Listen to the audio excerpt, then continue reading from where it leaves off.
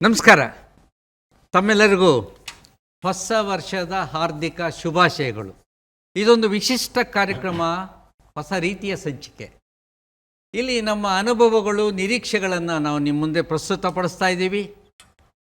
ಹೊಸ ವರ್ಷದ ಹೊಸ್ತಿಲಲ್ಲಿ ಅನ್ನೋ ಈ ಕಾರ್ಯಕ್ರಮಕ್ಕೆ ತಮ್ಮೆಲ್ಲರನ್ನು ಮತ್ತೆ ಸ್ವಾಗತ ಮಾಡ್ತಾ ಇದ್ದೀನಿ. ಬಂದಿರತಕ್ಕಂಥ ಕಲಾವಿದರ ಪರಿಚಯ ಮಾಡಿಕೊಡ್ತೀನಿ. ಈಗ ಮೊದಲಿಗೆ ಇಲ್ಲಿ ನನ್ನ ಬಲಭಾಗದಲ್ಲಿ ಕೂತಿರ್ತಕ್ಕಂಥವರು ರಂಗನಟ, ವಾಗ್ಮಿ ವೈ.ವಿ. ಗುಂಡೂರಾವ್ ಅವರಿಗೆ ಸ್ವಾಗತವನ್ನು ಕೊಡ್ತಾ ಇದ್ದೀನಿ. ಅವರ ಪಕ್ಕದಲ್ಲಿ ಕೂತಿರ್ತಕ್ಕಂಥವರು ಬೇರೆ ಯಾರೂ ಅಲ್ಲ, ಪರ್ಮನೆಂಟ್ ಮುಖ್ಯಮಂತ್ರಿ ಆದ ಮುಖ್ಯಮಂತ್ರಿ ಚಂದ್ರು ಅವರು. ಸುಮಾರು 500 ಸಿನಿಮಾಗಳಲ್ಲಿ ನಟಿಸಿರ್ತಕ್ಕಂಥವರು. ಅವ್ರಿಗೆ ಸ್ವಾಗತ ಕೋರ್ತಾ ಇದ್ದೀನಿ.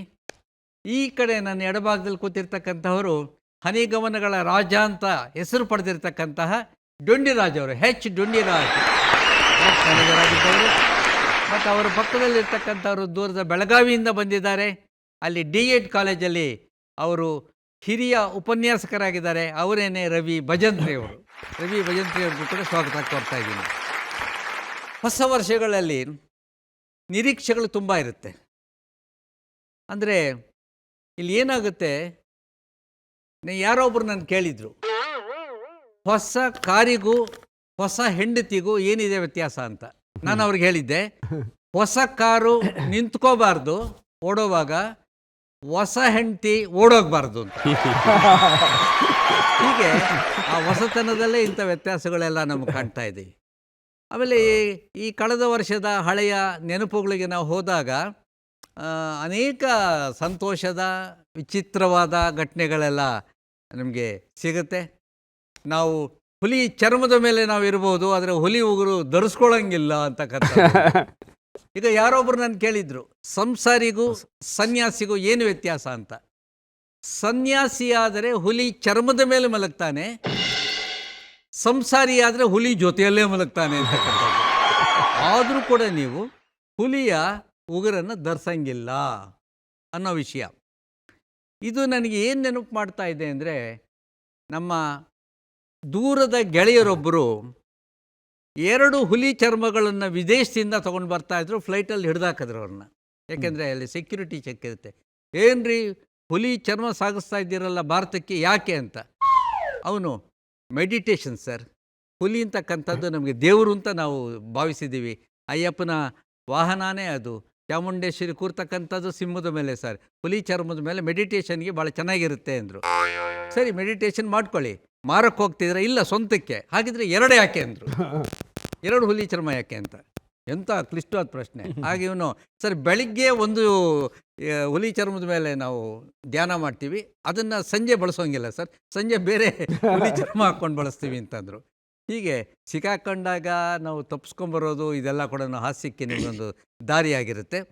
ಈ ತಮಾಷೆಯಾದ ವಿಷಯಗಳನ್ನು, ಸಂಗತಿಗಳನ್ನು ನಾವು ಹಂಚ್ಕೋಬೋದು. ಮೊದಲಿಗೆ ಗುಂಡೂರಾವ್ ಅವ್ರಿಗೆ ನಾನು ವಿನಂತಿಸ್ಕೊಳ್ತಾ ಇದ್ದೀನಿ, ನಿಮ್ಮ ಅನುಭವ, ನಿಮ್ಮ ಹೊಸ ವರ್ಷದ ನಿರೀಕ್ಷೆ, ಈವರೆಗಿನ ನಿಮ್ಮ ಹಾಸ್ಯ, ಇದನ್ನು ಸ್ವಲ್ಪ ನಮ್ಮ ವೀಕ್ಷಕರಿಗೆ ಉಣಬಡಿಸಿ. ಹೊಸ ವರ್ಷದ ಹೊಸಿಲಲ್ಲಿ ನಿಂತಿರುವ ನಿಮಗೆಲ್ಲರಿಗೂ ಶುಭವಾಗಲಿ. ಹೊಸ ಆಸೆಯ ಈಡೇರಿಸುವ ಹೊಸ ಆಸೆಯು ಕೈಗೂಡಲಿ ಅಂತ ವಿಶ್ ಮಾಡ್ತೀವಿ. ಗುಡ್. ನೀವು ಭಾಳ ಚೆನ್ನಾಗಿ ಒಂದು ಮಾತು ಹೇಳಿದ್ರಿ. ಹೊಸ ಕಾರು ನಿಲ್ಲಬಾರ್ದು, ಹೊಸ ಹೆಂಡತಿ ಓಡಬಾರ್ದು. ಅದಕ್ಕೆ ನಮ್ಮ ಫ್ರೆಂಡ್ ಒಬ್ಬ ಏನು ಮಾಡ್ದಾಗ ಗೊತ್ತಾ, ಜನವರಿ 1ನೇ ತಾರೀಕು ಹೊಸ ಕಾರ್ ತೊಗೊಂಡು ಹಳೆ ಹೆಂಡ್ತಿನ ಕೂಡಿಸ್ಕೊಂಡು ಹಿಂಗೆ ಹೋದ. ಇದು ನಿಲ್ಲು ಇಲ್ಲ, ಅವಳು ಓಡ್ಲು ಇಲ್ಲ. ಅಲ್ಲ, ಕಾರಿನ ಜೊತೆಯಲ್ಲಿ ಕಾರು ಓಡ್ತಾ ಇದೆ, ಬಟ್ ಹೆಂಡ್ತಿನೂ ಪಕ್ಕದಲ್ಲಿದ್ದಾಳೆ. ಸೊ ಕಾರು ಚೆನ್ನಾಗಿ ಓಡ್ತಾಯಿತ್ತು, ಹೆಂಡ್ತಿ ಚೆನ್ನಾಗಿ ಓಡ್ತಾಯಿತ್ತು. ಆಗಲೇ ಜೀವನ ಎಲ್ಲ ಪ್ರತಿದಿನವೂ ಹೊಸ ವರ್ಷ ಆಗ್ಬಿಡುತ್ತೆ ಆ ಥರ ಇದ್ದಾಗ ಅಂತ. ಕಾರು ಇದ್ದಾಗ ಭಾಳ. ಮೊನ್ನೆ ನಮ್ಮ ಸ್ನೇಹಿತರ ಹತ್ರ ಒಂದು ಹಿಂಗೆ ಮಾತಾಡ್ತಾ ಇದ್ವಿ ಜನರಲ್ಲಿ, ಏನಪ್ಪ 2024 ಬರ್ತಾಯಿದೆ ಅಂತ ಹಿಂಗೆ ಅಂದಾಗ ನಾನು ಹೇಳಿದೆ, ಈ ಹೊಸ ವರ್ಷಗಳು ದಿನಗಳು ಎಷ್ಟು ಫಾಸ್ಟಾಗಿ ಹೋಗ್ತಾ ಇದೆ. ಮೊನ್ನೆ ನಿಮಗೆ ಹೊಸ ವರ್ಷದ ಶುಭಾಶಯಗಳು ಅಂತ ಹೇಳಿದ್ದು ನನಗೆ ನೆನಪಿದೆ. ದಿನಗಳು ಎಷ್ಟು ಫಾಸ್ಟಾಗಿ ಹೋಗ್ತಾ ಇದೆ ಅಲ್ವಾ ಅಂದೆ. ಇಲ್ಲ ಹಂಗಲ್ಲ, ಅದು ದಿನಗಳು ಯಾವಾಗಲೂ ಫಾಸ್ಟು ಸ್ಲೋ ಅಂತಿಲ್ಲ, ಅದಕ್ಕೆ ಹೋಗೋದು ಅದ್ರ ಪೇಸ್ ಅದು ಇದ್ದೇ ಇರುತ್ತೆ. ಹಾಗೆ ನೋಡೋಕ್ಕೋದ್ರೆ ಅದು ಟೈಮ್ ಅನ್ನೋದು ರಿಲೇಟಿವ್. ಟೈಮ್ ಈಸ್ ರಿಲೇಟಿವ್ ಅಂತಾರಲ್ಲ. ಟೈಮ್ ಈಸ್ ರಿಲೇಟಿವ್ ಅಂದರೆ ಹೆಂಗೆ ಅಂದರೆ ನೋಡಿ, ಉಲ್ಟಾ ಈಗ ನಾವು ಯಾವುದಾದ್ರು ಒಂದು ಊರಿಗೆ ಹೋಗ್ತಾ ಇರುವಾಗ ಹೋಗಿ ಅಲ್ಲಿ ತಲುಪೋವರೆಗೂ ತುಂಬ ಟೈಮ್ ತೊಗೊಂಡಂಗೆ ಅನ್ಸತ್ತೆ. ಅಲ್ಲಿಂದ ವಾಪಸ್ ಬರುವಾಗ ಭಾಳ ಬೇಗ ಬಂದ್ಬಿಟ್ವಿ ಅನ್ಸತ್ತೆ. ಬೆಟ್ಟ ಹತ್ತುವಾಗಲೋ ಮೆಟ್ಲು ಇಳಿವಾಗಲೂ ಹತ್ತುವಾಗ ನಿಧಾನ. ಹಾಗೆ ಹೊಸ ವರ್ಷಗಳು ಕೂಡ ಜನವರಿ ಟು ಡಿಸೆಂಬರು 12 ತಿಂಗಳು ಬೇಕಾಗತ್ತೆ. ಬಟ್ ಡಿಸೆಂಬರ್ ಟು ಜನವರಿ ಒಂದೇ ತಿಂಗಳು. ಭಾಳ ಆಶ್ಚರ್ಯ ಅದು. ಯಾಕೆ ಹಿಂಗಾಗತ್ತೆ ಅಂತ ನಮ್ಮ ಫ್ರೆಂಡನ್ನು ಕೇಳಿದೆ. ಯಾಕೆ ಹಿಂಗಾಗತ್ತೆ ಅಂದರೆ ಡಿಸೆಂಬರ್ 31 ನಾವು ಹೆಂಗೆ ಕಳಿತೀವಿ ಅದ್ರ ಮೇಲೆ ಅದು ಫಾಸ್ಟಾಗಿ ಹೋಗ್ಬಿಡುತ್ತೆ. ಡಿಸೆಂಬರ್ 31 ಹಿಂಗೆ ಕುಡಿದಾಗ ಮೊನ್ನೆ ಒಂದು ಹೊಸ ರೂಲ್ಸ್ ಮಾಡಿದ್ದಾರೆ ನಮ್ಮ ಸರ್ಕಾರದವರು. ಏನಂದರೆ ಡಿಸೆಂಬರ್ 31 ಕುಡಿದು ಎಲ್ಲೆಲ್ಲೋ ವಾಹನ ಚಲಾಯಿಸಬಾರ್ದು.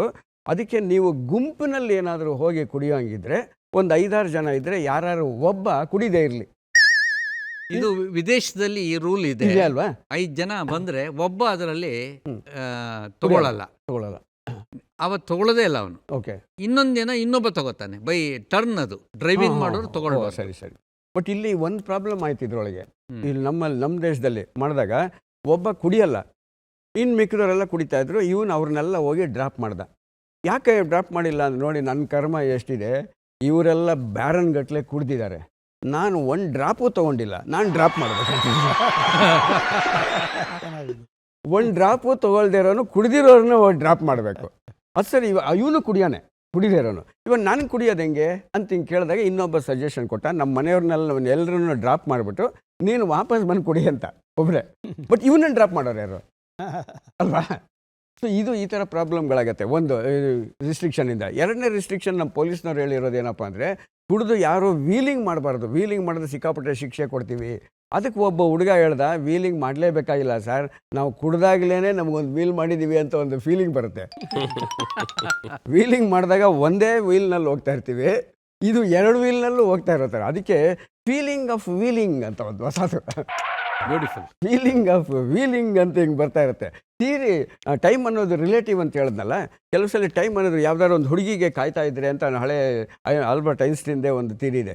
ಯಾವ್ದಾರು ಒಂದು ಹುಡುಗಿಗೆ ನನ್ನ ಪ್ರಿಯತಮೆಗೋಸ್ಕರ ನಾನು ಕಾಯ್ತಾ ಇದ್ದರೆ ಆವಾಗ ಒಂದೊಂದು ಕ್ಷಣನೂ ಒಂದೊಂದು ಯುಗ ಅಂತ ಅನ್ಸತ್ತಂತ. ಅವಳು ಬಂದಾಗ ಒಂದು ಯುಗ ಕೂತ್ಕೊಂಡಿದ್ದು ಒಂದು ಕ್ಷಣ ಅಂತ ಅನ್ಸತ್ತೆ. ಇಷ್ಟು ಬೇಗ ಕೊಟ್ಟಾಗ್ತೀಯ. ಅಭಿನಾ ಜಾವೋ ಚೋಡ್ ಕರ್ ಯೇ ದಿಲ್ ಅಭಿ ಭರಾ ನಹಿ. ಅವ್ಳು ಪ್ರತಿದಿನ ಇದೇ ಡೈಲಾಗ್ ಹೇಳ್ತಾ ಇರ್ತಾನೆ ಅವನು. ಸೊ ಅದರಿಂದ ಥಿಯರಿ ಇಸ್ ರಿಲೇಟಿವ್ ಅಂತ ನಮ್ಮ ಫ್ರೆಂಡ್ ಹೇಳಿ ಅದಕ್ಕೆ ಅವರು ರಿಲೇಟಿವ್ ಬಂದಾಗ ಇನ್ನೂ ಸ್ಲೋ ಆಗಿ ಓಡತ್ತಂತೆ. ಥಿಯರಿ ಇಸ್ ರಿಲೇಟಿವ್ ಅಂದರೆ ರಿಲೇಟಿವ್ಸ್ ಮನೆಗೆ ಬಂದಾಗ ಯಾವಾಗಪ್ಪ ಹೋಗ್ತಾರೆ, ಎಷ್ಟೊತ್ತಾಯಿತು ಬಂದು ಅಂತ. ಇನ್ಯಾರೋ ನಮ್ಗೆ ಬೇಕಾದವ್ರು ಬಂದಾಗ ಇವರು ಇಷ್ಟು ಬೇಗ ಕೊಟ್ಟಾಗ್ತೀರಾ ಅಂತ ಇರ್ತೀವಿ. ಹಾಗಾಗಿ ಈ ವರ್ಷಗಳು ಅನ್ನೋದು ಹೊಸಲಲ್ಲಿ ನಿಂತಿದೆ ನೋಡಿ, ಎಷ್ಟು ಚೆನ್ನಾಗಿದೆ. ಹೊಸ ವರ್ಷದ ಹೊಸ್ತಿಲಲ್ಲಿ ಅನ್ನೋದಕ್ಕೆ ಹೆಂಗಿರುತ್ತೆ ಅಂದರೆ ಒಬ್ಬ ಮನುಷ್ಯರು ಹೇಳಿದ್ದಾರೆ, ನಾಲಿಗೆ ಅನ್ನೋದು ಒಂದು ಇದ್ದಂಗಂತೆ. ಹೊಸ ವರ್ಷದ ಹೊಸ್ತಿಲಿನಲ್ಲಿ ಇದ್ದ ದೀಪ ಇದ್ದಂಗಂತೆ. ಆ ದೀಪ ಹೊಸ್ತಿಲ್ ಮೇಲೆ ಇಟ್ಟರೆ ಅದು ಬೆಳಕು ಒಳಗಡೆನೂ ಬರುತ್ತೆ, ಹೊರಗಡೆನೂ ಬರುತ್ತೆ ದೀಪ. ಹಾಗೆ ನಾಲಿಗೆನಲ್ಲಿ ನಾವು ಮಾತಾಡೋದು ನಮಗೂ ಒಳ್ಳೆಯದಾಗಬೇಕು, ಬೇರೆಯವ್ರಿಗೂ ಒಳ್ಳೆಯದಾಗಬೇಕು ಅಂದರು. ಹಾಗೆ ಹೊಸ ವರ್ಷದ ಹೊಸ್ತಿಲಲ್ಲಿ ನಾವು ನಿಂತಿರುವಾಗ ಹಳೆಯ ವರ್ಷದಲ್ಲಿ ಆಗಿರುವಂಥ ತಪ್ಪುಗಳನ್ನು ತಿರ್ಗಾ ಪುನರಾವರ್ತನೆ ಮಾಡಿದ್ರೆ ಆ ತಪ್ಪುಗಳಿಂದ ಪಾಠ ಕಲಿತು ಪಶ್ಚಾತ್ತಾಪ ಪಟ್ಟು ಪ್ರಾಯಶ್ಚಿತ್ತ ಮಾಡ್ಕೋಬೇಕು. ಅದೇ ತಪ್ಪು ಹೊಸ ವರ್ಷಗಳಲ್ಲಿ ಮಾಡಬಾರ್ದು, ಅಂದರೆ ಹೊಸ ತಪ್ಪುಗಳು ಮಾಡಬೇಕು ಅಂತ. ಓಕೆ ಓಕೆ ಓಕೆ ಭಾಳ ಒಳ್ಳೆ ಸಜೆಷನ್ ಕೊಟ್ಟಿದ್ದೀರಾ. ತಪ್ಪುಗಳು ಮಾಡಿ ಅದನ್ನ ಅದೇ ತಪ್ಪು ಮಾಡಬೇಡಿ. ಆ ತಪ್ಪಿಂದ ಕಲ್ತಿದ್ದೇನೆ ನಾವು ಅದನ್ನು ಮಾಡಬಾರ್ದು. ಆಮೇಲೆ ನೀವು ಕುಡಿತಿದ್ದು ಭಾಳ ಚೆನ್ನಾಗಿ ಹೇಳಿದ್ರಿ ಅದು. ಯಾಕೆಂದರೆ ಗುಂಪಲ್ಲಿ ಹೋದಾಗ ಏನಾಗುತ್ತೆ ಅಂತ, ಹೊಸ ವರ್ಷಗಳಲ್ಲಿ ನಾವು ಕೆಲವು ನಿರ್ಧಾರಗಳು ತೊಗೊಳ್ತೀವಿ. ನಾಳೆ ಜನವರಿ 1 ನಾನು ತಗೊಳ್ಳಲ್ಲ, ಡ್ರಿಂಕ್ಸ್ ತೊಗೊಳ್ಳಲ್ಲ ಅಂತ. ಭಾಳ ದೊಡ್ಡ ಇದು ಅದು ನಿರ್ಧಾರಗಳದು. ತೊಗೊಂಡ್ಬಿಟ್ಟಿದ್ದಾನೆ ನಮ್ಮ ಫ್ರೆಂಡ್ ವಿಶ್ವ, ತಗೊಳ್ಳಲ್ಲ ಅಂತ. ಅವನು ಯಾವ ಥರ ತಗೊಂಡ, ಎಡಗೈ ವಾಚ್ ಕಟ್ತಾನೆ ಅವನು. ಭಾಳ ವರ್ಷಗಳಿಂದ ನಡೆದಿದ್ದು. ವಾಚ್ ಕಟ್ಟಿರೋ ಎಡಗೈಯಿಂದಾಗಲಿ ಉಂಗುರ ಹಾಕ್ಕೊಂಡಿರೋ ಬಲಗೈಯಿಂದಾಗಲಿ ನಾನು ಗ್ಲಾಸ್ ಮುಟ್ಟಲ್ಲ ಅಂತ. ಮಾರನೇ ದಿನ ದೊಡ್ಡ ಪಾರ್ಟಿಗೆ ಹೋಗಿದ್ದಾನೆ, ಅದೇ ಫ್ರೆಂಡ್ಸ್ ಇದ್ದಾರೆ. ಇವನು ಸುಮ್ಮನೆ ಕೂತಿದ್ದಾನೆ, ಆಸೆ ಇದ್ರೂ. ಈ ಥರ ಮಾಡಿಬಿಟ್ಟಿದ್ದೀನಲ್ಲ, ನಾನು ನಿರ್ಧಾರ ತೊಗೊಂಡ್ಬಿಟ್ಟಿದ್ದೀನಿ, ಪ್ರಾಮಿಸ್ ಮಾಡಿದ್ದೀನಿ ಅಂದಾಗ, ಲೇ ಏನು ಯಾಕೆ ಯೋಚನೆ ಮಾಡ್ತೀಯ, ಬಲಗೈ ಉಂಗುರ ತೆಗೆದು ಎಡಗೈಗೆ ಹಾಕೋ, ಕೈ ಖಾಲಿ ಆಯ್ತಾ ಅಂದರು, ತಗೊಂಡ ಅವನು. ನಿರ್ಧಾರಗಳು ಅಲ್ಲಲ್ಲೇ ಅದು ಹೋಗ್ತಾ ಇರುತ್ತೆ. ಆಯಿತಾ. ಈಗ ಡುಂಡಿರಾಜ್ ಅವರು ಅವರ ಹಾಸ್ಯವನ್ನು ನಮ್ಮ ಜೊತೆ ಹಂಚ್ಕೋಬೇಕು ಮತ್ತು ಅವರ ನಿರ್ಧಾರಗಳು, ಅವರ ಅನುಭವಗಳನ್ನ ಹೇಳಬೇಕು. ಚಂದನ ವಾಹಿನಿಯ ಈ ವಿಶೇಷ ಹರಟೆ ಕಾರ್ಯಕ್ರಮವನ್ನು ನೋಡ್ತಾ ಇರುವ ಎಲ್ಲ ವೀಕ್ಷಕ ಬಂಧುಗಳಿಗೂ ಹೊಸ ವರ್ಷದ ಹಾರ್ದಿಕ ಶುಭಾಶಯಗಳು. ಇವತ್ತಿನ ಹರಟೆಯ ಶೀರ್ಷಿಕೆ ಬಹಳ ಆಕರ್ಷಕವಾಗಿದೆ. ಹೋ ಅನ್ನುವಂತಿದೆ. ಹೊಸ ವರ್ಷದ ಹೊಸ್ತಿಲಲ್ಲಿ ನೋಡಿ, 2 ಹೋ ಅಂತ. ಈ ಹೊಸ್ತಿಲಲ್ಲಿ ಕುಳಿತಿದ್ದೇವೆ ನಾವೆಲ್ಲ. ಹಳೆ ವರ್ಷ ಹೋಗಿಲ್ಲ, ಹೊಸ ವರ್ಷ ಇನ್ನೂ ಬಂದಿಲ್ಲ ಅನ್ನೋ ಸಂಧಿ ಕಾಲದಲ್ಲಿ ನಾವೆಲ್ಲ ಕೂತಿದ್ದೇವೆ. ಈ ಹೊಸ್ತಿಲಲ್ಲಿ ಕುಳಿತವನು ಅಂದ ತಕ್ಷಣ ನನಗೆ ನೆನಪಾಗುವುದು ನಮ್ಮ ವಿಷ್ಣುವಿನ ದಶಾವತಾರಗಳಲ್ಲಿ ಒಂದಾದ ನರಸಿಂಹ. ಆಶ್ಚರ್ಯ ಅಂದರೆ ಇವತ್ತಿನ ಈ ಹರಟೆಯಲ್ಲಿ ಹೊಸ್ತಿಲಲ್ಲಿ ಕುಳಿತಿರುವವರು ನರಸಿಂಹಮೂರ್ತಿ ನೋಡಿ. ಅವರು ಆ ಕಡೆನೂ ಇಲ್ಲ ಈ ಕಡೆನೂ ಇಲ್ಲ, ಮಧ್ಯದಲ್ಲಿದ್ದಾರೆ. ಆ ನರಸಿಂಹ ನಿಮಗೆಲ್ಲ ಗೊತ್ತಿರೋ ಹಾಗೆ ಅವನು ಹಿರಣ್ಯಕಶಿಪುವನ್ನು ಕೊಂದ, ಉಗುರಿನಿಂದಲೇ ಹಿರಣ್ಯಕಶಿಪುವನ್ನು ಕೊಂದ ಉಗ್ರ ನರಸಿಂಹ ಅಥವಾ ಉಗುರು ನರಸಿಂಹ, ಉಗುರಿನಿಂದ ಕೊಂದ. ಆದರೆ ಈ ನಮ್ಮ ನರಸಿಂಹ ತಮಗೆಲ್ಲ ಗೊತ್ತಿರೋ ಹಾಗೆ MS ನರಸಿಂಹ.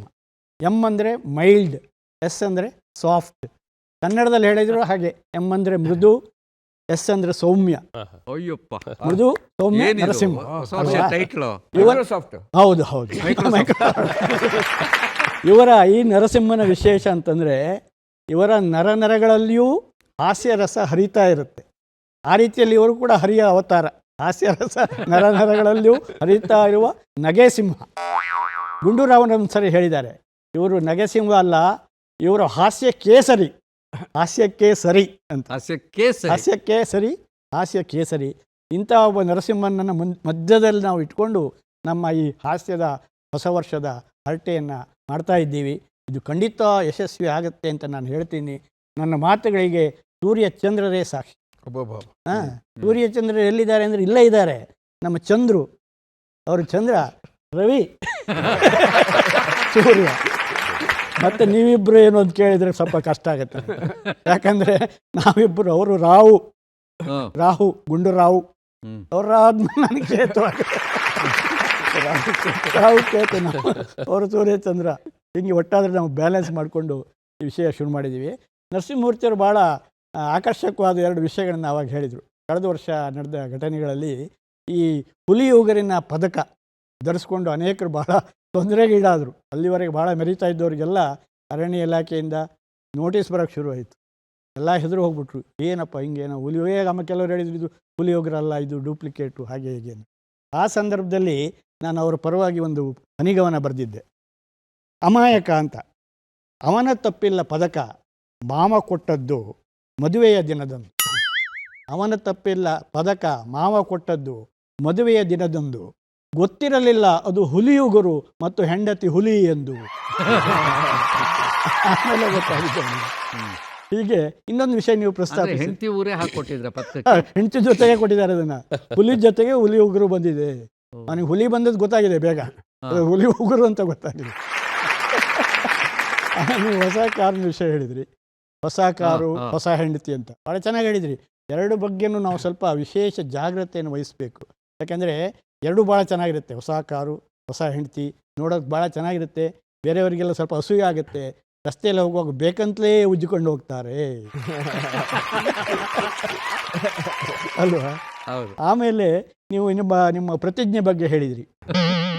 ಕುಡಿಯುವ ವಿಷಯದಲ್ಲಿ ಒಬ್ಬ ಪ್ರತಿಜ್ಞೆ ಮಾಡಿದ್ದ ಅಂತ. ನನ್ನ ಒಬ್ಬ ಗೆಳೆಯನೂ ಹಾಗಿದ್ದ. ಅವನಿಗೆ ಸಿಗರೇಟಿನ ಚಟ, ಈ ಚೈನ್ ಸ್ಮೋಕರ್ ಅಂತಾರ. ಚೈನ್ ಸ್ಮೋಕರ್ ಅಂದರೆ ಬಿಡದೆ ಒಂದರ ಹಿಂದೆ ಒಂದು ಸಿಗರೇಟು ಅಷ್ಟೇ ಅಲ್ಲ, ಇವನು ಇನ್ನೊಂದು ಅರ್ಥದಲ್ಲೂ ಚೈನ್ ಸ್ಮೋಕರ್. ದುಡ್ಡಿಲ್ಲದೆ ಇದ್ದರೆ ಹೆಂಡತಿ ಚೈನ್ ಅಡ ಇಟ್ಟು ಆ ದುಡ್ಡಲ್ಲಿ ಸಿಗರೇಟ್ ತಗೊಂಡು ಆ ರೀತಿ ಚೈನ್ ಸ್ಮೋಕರ್ ಅವ. ಅದರಿಂದಾಗಿ ಅವನ ಆರೋಗ್ಯ ಪೂರ್ತಿ ಹಾಳಾಯಿತು. ಅವ್ರ ಮನೆಯವರೆಲ್ಲ ಹೇಳಿದ್ರೆ ಅವ್ನು ಕೇಳ್ತಾ ಇರಲಿಲ್ಲ. ಕೊನೆಗೆ ನನ್ನ ಹತ್ರ ಬಂದು ಹೇಳಿದ್ರು, ನೋಡಿ ನಿಮ್ಮ ಮಾತಾದ್ರು ಕೇಳ್ತಾನೆ, ನೋಡಿ ಸ್ವಲ್ಪ ಅವನಿಗೆ ಬುದ್ಧಿ ಹೇಳಿ, ಸಿಗರೇಟ್ ಬಿಡೋಕ್ಕೆ ಹೇಳಿ ಅಂದರು. ಸರಿ ಅಂತ ನಾನು ಅವನಿಗೆ ಹೋದೆ. ಹೀಗೆ ಕಳೆದ ವರ್ಷ, ಈಗ ಡಿಸೆಂಬರ್ ಹೊತ್ತಿನಲ್ಲಿ, ಹೊಸ ವರ್ಷದಲ್ಲಾದರೂ ಒಂದು ಒಳ್ಳೆಯ ನಿರ್ಧಾರ ಮಾಡಪ್ಪ, ಸಿಗರೇಟ್ ಬಿಟ್ಟುಬಿಡು ಅಂದೆ. ಇಲ್ಲ, ಯಾಕೆ ಬಿಡಬೇಕು ಕೇಳಿದೆ. ನನಗೆ ಅವನಿಗೆ ಇಂಪ್ರೆಸ್ ಆಗಲಿ ಅಂತ ಒಂದು ಕವನ ಹೇಳಿದೆ ನಾನು.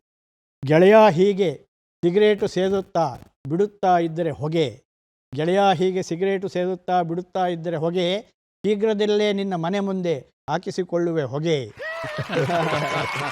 ಅದು ಸ್ವಲ್ಪ ಅವನ ಮನಸ್ಸಿಗೆ ನಾಡ್ತೇನೆ. ಆಯ್ತಪ್ಪ, ನೀನು ಹೇಳ್ದಂಗೆ ಮಾಡ್ತೀನಿ, ಬಿಡ್ತೀನಿ ಅಂದ. ಯಾವಾಗಿಂದ? ಹೊಸ ವರ್ಷದಿಂದ ಬಿಡ್ತೀನಿ ಅಂತ. ಸರಿ, ಏನೋ ಆಗತ್ತಾ ನೋಡೋಣ ಅಂತಿದ್ದೆ ನಾನು. ಅದೇ 1ನೇ ತಾರೀಕೆ ಮತ್ತು ಸಂಜೆ ಸಿಕ್ತವನು ಪಾರ್ಕ್ ಹತ್ರ. ಪುಸ್ತಕನ ಮುಖದ ಮೇಲೆ ಬಿಟ್ಟ ಹೊಗೆ. ಏನಯ್ಯ ಸಿಗರೇಟ್ ಬಿಡ್ತಾ ಇದ್ದೀಯ ಅಂತ ಹೇಳಿದ್ದೆ, ಹೊಗೆ ಬಿಡ್ತಾ ಇದೆಯಲ್ಲ. ನಾನು ಹೇಳಿದ್ದೇನು ಹೊಸ ವರ್ಷದಿಂದ ಬಿಡ್ತೀನಿ ಅಂತ. ಬಂತಲ್ಲ ಹೊಸ ವರ್ಷ.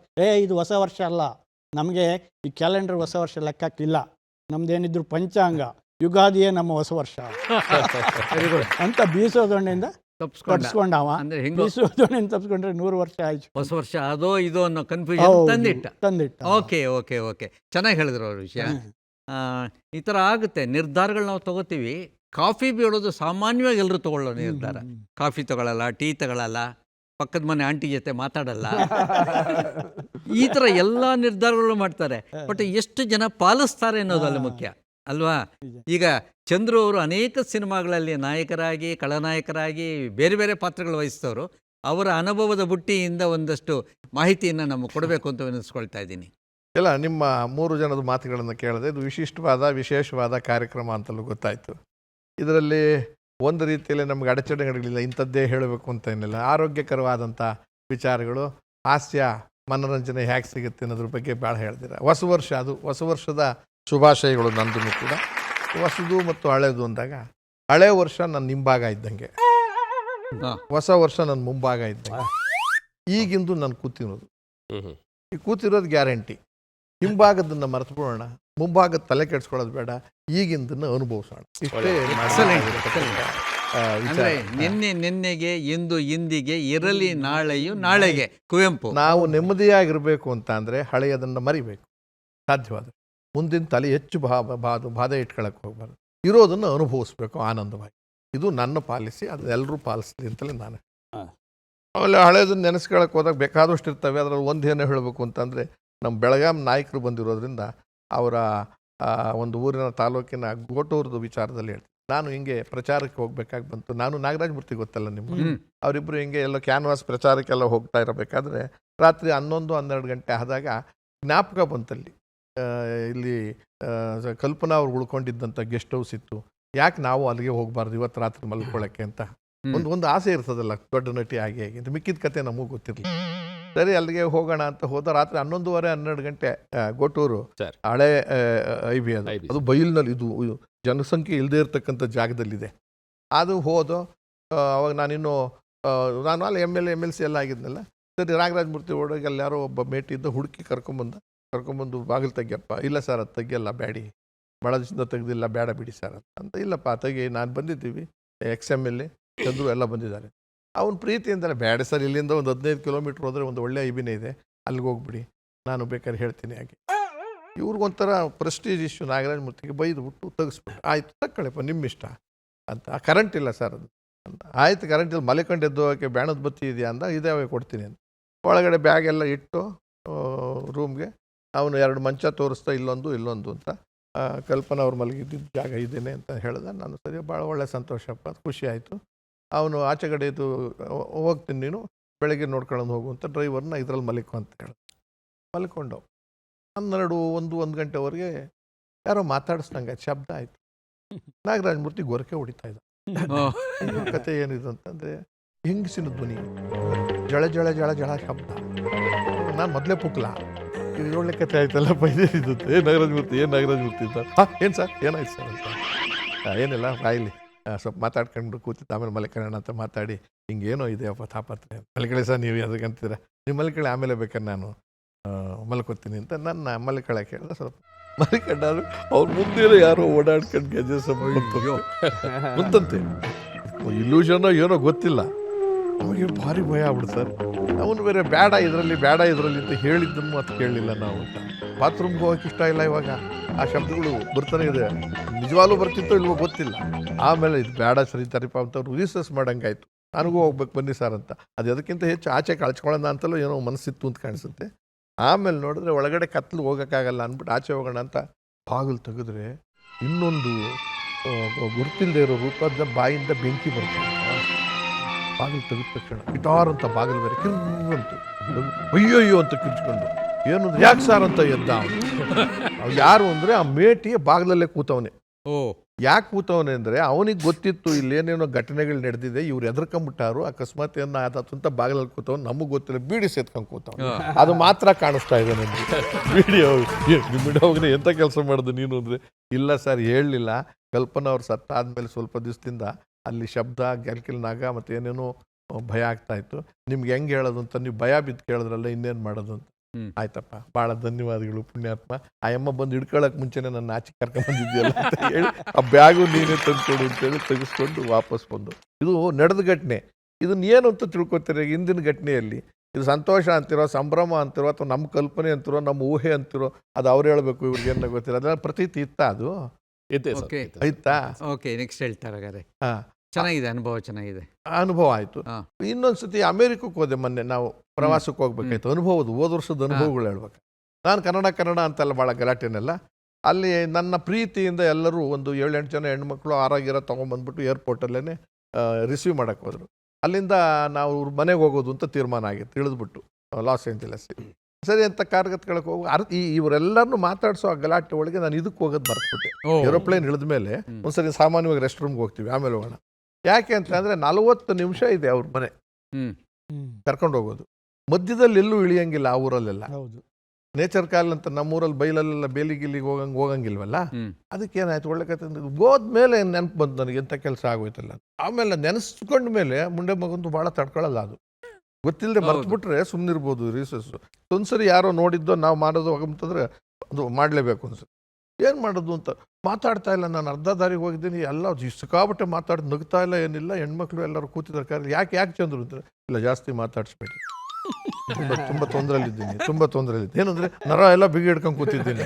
ಒಂದ್ಸರಿ ನಕ್ಬಿಟ್ರೆ ಫುಲ್ ಅಲ್ಲೇನೆ ಕತೆ.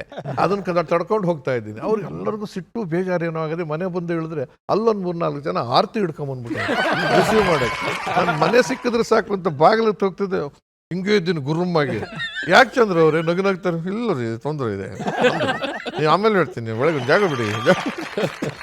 ಫಸ್ಟು ಇದು ತೋರಿಸಿದ್ವಿ, ಟಾಯ್ಲೆಟ್ ತೋರಿಸಿ. ಅವರು ಅಷ್ಟಕ್ಕೆ ಒಳಗೆ ಕರ್ಕೊಂಡು ಬಿಡ್ಬೇಕಾ? ಇಲ್ಲ ಸರ್, ನಿಮಗೆ ಫುಲ್ ಟಾಯ್ಲೆಟ್ ಬೇಕಾ, ಹಾಫ್ ಟಾಯ್ಲೆಟ್ ಬೇಕಾ? ಅಯ್ಯೋ ಬುಡ್ಡಿ ಮಕ್ಕಳ, ಇವ್ರ ಕಡೆ ಅರ್ಧ ಬೇರೆ ಮಾಡ್ಕೊಂಡು ಹೋಗ್ತಾರಲ್ಲಪ್ಪ. ನಮ್ಮೂರ ಕಡೆ ಹಂಗೆಲ್ಲ ಇಲ್ಲ. ಹೋದ್ಮೇಲೆ ಒಂದ್ಸತಿ ಪೂರ್ತಿ ಮಾಡ್ಕೊಂಡು ಹೋಗ್ತೀವಿ. ನನಗೆ ಫುಲ್ ಟಾಯ್ಲೆಟೇ ಬೇಕು ಅಂತ ಮೆತ್ತಿಗೆ ಹೇಳಿದೆ. ಆಫ್ ಟಾಯ್ಲೆಟ್ ಅಂದ್ರೆ ಏನಂದ್ರೆ ಅವ್ರ ಮನೆ ಹೋಗ್ಬೇಕಾದ್ರೆ ಮೆಟ್ಲು ಮಾಡಿಗೆ ಹೋಗ್ಬೇಕಾದ್ರೆ ಇರ್ತದಲ್ಲ ಜಾಗ, ಅದರಲ್ಲಿ ಒಂದು ಕಟ್ಟಿರ್ತಾರೆ. ಅದು ಓನ್ಲಿ ಇದಕ್ಕೆ. ಫುಲ್ ಟಾಯ್ಲೆಟ್ ಅಂತ ಅಂದ್ರೆ ಮಿಕ್ಕಿದ್ದೆಲ್ಲನೂ ಕೂಡ ಅಂತ. ಅದರೊಳಗಡೆಗೆ ಹೋದೆ. ಅದು ಭಾಳ ಇಕ್ಕಟ್ಟು, ನನ್ನ ನೈಟ್ ಇರಲಿಲ್ಲ. ಹಿಂಗೆ ಹೋಗಿ ಒಳಗೆ ಹೋಗ್ಬೇಕಾಗಿತ್ತು. ಅದರೊಳಗಡೆ ಹೋದ್ಮೇಲೆ ಜುಬ್ಬ ಪೈಜಾಮ ಹಾಕಿದ್ದು ಲಾಡಿ ಬಿಚ್ಚಿದೆ. ಲಾಡಿ ಬಿದ್ದೋಗ್ಬಿಡ್ತು, ಪೈಜಾಮ ಬಿದ್ದೋಗ್ಬಿಡ್ತು. ಅದನ್ನ ತಗೊಳಕ್ ಹೋದ್ರೆ ಜುಬ್ಬ ಬಿದ್ದೋಗ್ಬಿಡ್ತು. ದಿವಸ ಶುರುವಾಗೋಗಿದೆ. ಏನೇನು ನೆನೆಯುತ್ತೆ ಇವಾಗ ಇಮ್ಯಾಜಿನ್ ಮಾಡ್ಕೊಳ್ಳಿ. ಈಗ ಇಮ್ಮಿಡಿಯೇಟಾಗಿ ಆರ್ತಿ ಇನ್ನೂ ಆಗಿಲ್ಲ, ನಮ್ಮದು ಆಚೆಗೆ ಬರ್ಬೇಕು ನಾನು. ಆ ಪರಿಸ್ಥಿತಿ ಒಳಗಿದ್ದೆ. ಆಮೇಲೆ ಒಂದು ಅಲ್ಲಿಂದ ಕಿಟಕಿ ಮೆತ್ತಿ ಬಾಗಿಲು ತೆಗೆದು ಒಂದು ಟರ್ಕಿ ಟವಲ್ ಕೊಡಿ, ದೊಡ್ಡದು ಒಂದು. ಯಾಕೆ ಆಮೇಲೆ ಹೇಳ್ತೀನಿ ಕೊಡಿ. ಅದು ಸುತ್ಕೊಂಡು ಅವಲ್ಲೇ ಬಿಚ್ಚಾಕ್ಬೋದು. ಯಾಕೆ ಕತೆ ಹಿಂಗಾಯ್ತು ಅಂದ್ರೆ ಅದಕ್ಕೆ ಓಕೆ ಚಂದ್ರು, ಚೆನ್ನಾಗಿದೆ. ಇದು ಸಂತೋಷನೂ ಪಡ್ಬೋದು, ಸಂಭ್ರಮನು. ಆ ಗಳಿಗೆ ಮಾತ್ರ ಇದು ಎಲ್ಲರ ಅನುಭವ. ಇದು ಒಬ್ಬ ಸೆಲೆಬ್ರಿಟಿಗೆ ಎಷ್ಟು ಕಷ್ಟ ಆಗುತ್ತೆ ಜನಗಳು ಬಂದಾಗ. ಇಂಥ ಅನೇಕ ಕಥೆಗಳು ಅವರಲ್ಲಿದೆ. ನೀವು ಬೆಳಗಾವಿಯವರೇ, ನಿಮ್ಗೆ ಆ ಥರ ಆಗಿರಲ್ಲ ಅಂತ ನಾನು ಅನ್ಕೊಂಡಿದ್ದೀನಿ. ಆಯಿತಾ? ಅರ್ಜೆಂಟಾಗಿ ಮಾತಾಡೋದಿದ್ರೆ ಮಾತಾಡಿ. ಹೊಸ ವರ್ಷದ ಹೊಸ್ತಿಲಲ್ಲಿರುವ ಎಲ್ಲರಿಗೂ ಹೊಸ ವರ್ಷದ ಶುಭಾಶಯಗಳು. ಘಟಾನುಘಟಿಗಳ ಮಾತು ಕೇಳಿ ಆದ ಮೇಲೆ ನಾನು ಏನು ಮಾತಾಡಬಲ್ಲೆ ಅನ್ನೋದು ಪ್ರಶ್ನೆ ನನಗೆ ಎದುರಾದಾಗ ಕಾರಿನ ಬಗ್ಗೆ ಒಂದು ಮಾತು ತೊಗೊಳ್ಳೋಣ ಸರ್. ಹೊಸ ವರ್ಷದ ಹೊಸ್ತಿಲಲ್ಲಿ ಇರಬೇಕಾದ್ರೆ ಯಾರು ಏನೋ ನಿರ್ಧಾರಗಳನ್ನ ತೆಗೆದುಕೊಳ್ತಾರೆ, ಅದ್ರ ವರ್ಷದುದ್ದಕ್ಕೂ ಪಾಲಿಸೋಕ್ಕಾಗೋದಿಲ್ಲ. ಅದಕ್ಕೆ ಒಬ್ಬರು ಹೇಳಿದ್ರು, ಏನಪ್ಪ ಅಂತೇಳಿ, ಹತ್ತಿದರೆ ಕಾರು ಇಳಿದರೆ ಬಾರು, ಹತ್ತಿದರೆ ಕಾರು ಇಳಿದರೆ ಬಾರು, ಎಚ್ಚೆತ್ತ ಮೇಲೆ ಅದೇ ಕಾರು ಬಾರು ಅಂತ. ಇದಿರಬೇಕಾದ್ರೆ ಕಾರಿಂದ ಒಂದು ಪ್ರಸಂಗ. ನಾನು ಮೊನ್ನೆ ನಡೆದಿರ್ತಕ್ಕಂಥದ್ದು. ನಾನು ಬೆಂಗಳೂರು ಬರಬೇಕಂತೇಳಿ ಒಂದು ಕ್ರಾಸಲ್ಲಿ ನಿಂತಿದ್ದೆ. ಅಷ್ಟೊತ್ತಿಗೂ ಬಸ್ ಲೇಟ್ ಇತ್ತು. ಹಾಗೆ ಒಂದು ಬೀಡಿ ಅಂಗಡಿ ಪಕ್ಕದಲ್ಲಿ ಇತ್ತು. ನಿಂತ್ಕೊಂಡು ವೇಟ್ ಮಾಡ್ತಾಯಿದ್ದೆ. ಅಷ್ಟೊತ್ತಿಗೆ ಒಬ್ಬ ಒಂದು ಆಡಿ ಕಾರ್ನಲ್ಲಿ ಸ್ಪೀಡಾಗಿ ಬಂದು ನನ್ನ ಎದುರಿಗೆ ನಿಂತ. ಅಂದ್ಕೊಂಡೆ, ಎಷ್ಟೊಂದು ಅದೃಷ್ಟವಂತ ಪುಣ್ಯಾತ್ಮ, ಆಡಿ ಕಾರು ಅಂತೇಳಿ. ಇಳಿದು ಬಂದ, ನೋಡ್ತೀನಿ ನೀಟಾಗಿ ಡ್ರೆಸ್ ಹಾಕ್ಕೊಂಡಿದ್ದಾನೆ, ಬಟ್ ಅಸ್ತವ್ಯಸ್ತಾಗಿದೆ. ಮೈ ತುಂಬೆಲ್ಲ ಡೈಮಂಡ್ ನಕ್ಲೇಸು, ಡೈಮಂಡ್ ಚೈನು, ಉಂಗುರು ಎಲ್ಲವೂ ಇದ್ದವು ಸಹ. ನೋಡಿದೆ, ವಾಸನೆ ಬರೋಕ್ಕೆ ಶುರು ಮಾಡ್ತಾ ಕೂಡು ಬಂದಿದ್ದಾನೆ ಪುಣ್ಯಾತ್ಮ. ಅಲ್ಲಿ ನಿಂತ್ಕೊಂಡಿದ್ದೆ. ಎಷ್ಟೆಲ್ಲ ಶ್ರೀಮಂತ ಅದನ್ನು ಪುಣ್ಯಾತ್ಮ, ಒಂದು ನೀಟ್ನೆಸ್ ಮೇಂಟೈನ್ ಮಾಡೋಕ್ಕಾಗಿಲ್ಲ ಅಂತ ಅಂದ್ಕೊಂಡಿದ್ದೆ ನಾನು. ಎದುರಿಗೆ ಬಂದವನೇ ನನ್ನ ಕಾಲು ಬಿದ್ದುಬಿಟ್ಟ. ಸರ ಅಂದ. ಯಾರಪ್ಪ ಇವನು ಅಂತ ನಾನು ನೋಡ್ತೀನಿ. ಯಾರಪ್ಪ ನೀನು ಅಂತಂದಾಗ, ಸರ್ ಈಗ 10-15 ವರ್ಷದಿಂದ ನಾನು ನಿಮ್ಮ ಸ್ಟೂಡೆಂಟ್ ಆಗಿದ್ದೆ ಸರ್ ಅಂತಂದ್ರೆ. ಹೌದಪ್ಪ ಸರ್, ಈಗೆಲ್ಲ ಹೊಂಟ್ರಿ ಅಂತಂದ್ರೆ, ಇಲ್ಲಿ ಬೆಂಗಳೂರು ಹೊಂಟಿನಪ್ಪ ಅಂದೆ. ಹೌದ್ರಿ ಸರ್ ಭಾಳ ವರ್ಷ ಆಯ್ತು ಸರ್, ಏನಾರು ತೋಡ್ರಿ ಸರ್ ಬೀಡಿ ಅಂಗಡಿಯಾಗ, ಏನು ಬೀಡಿ ಸೇತ್ರೇನ್ರಿ ಅಂದ. ನಾ ಸೇದಲ್ಲಪ್ಪ ಅಂದೆ. ಸರ್ ಸಿಗರೇಟ್ ಸೇತ್ರೇನ್ರಿ ಅಂದ. ಅಂಥ ಚಟ ಇಲ್ಲ ಮಾರ.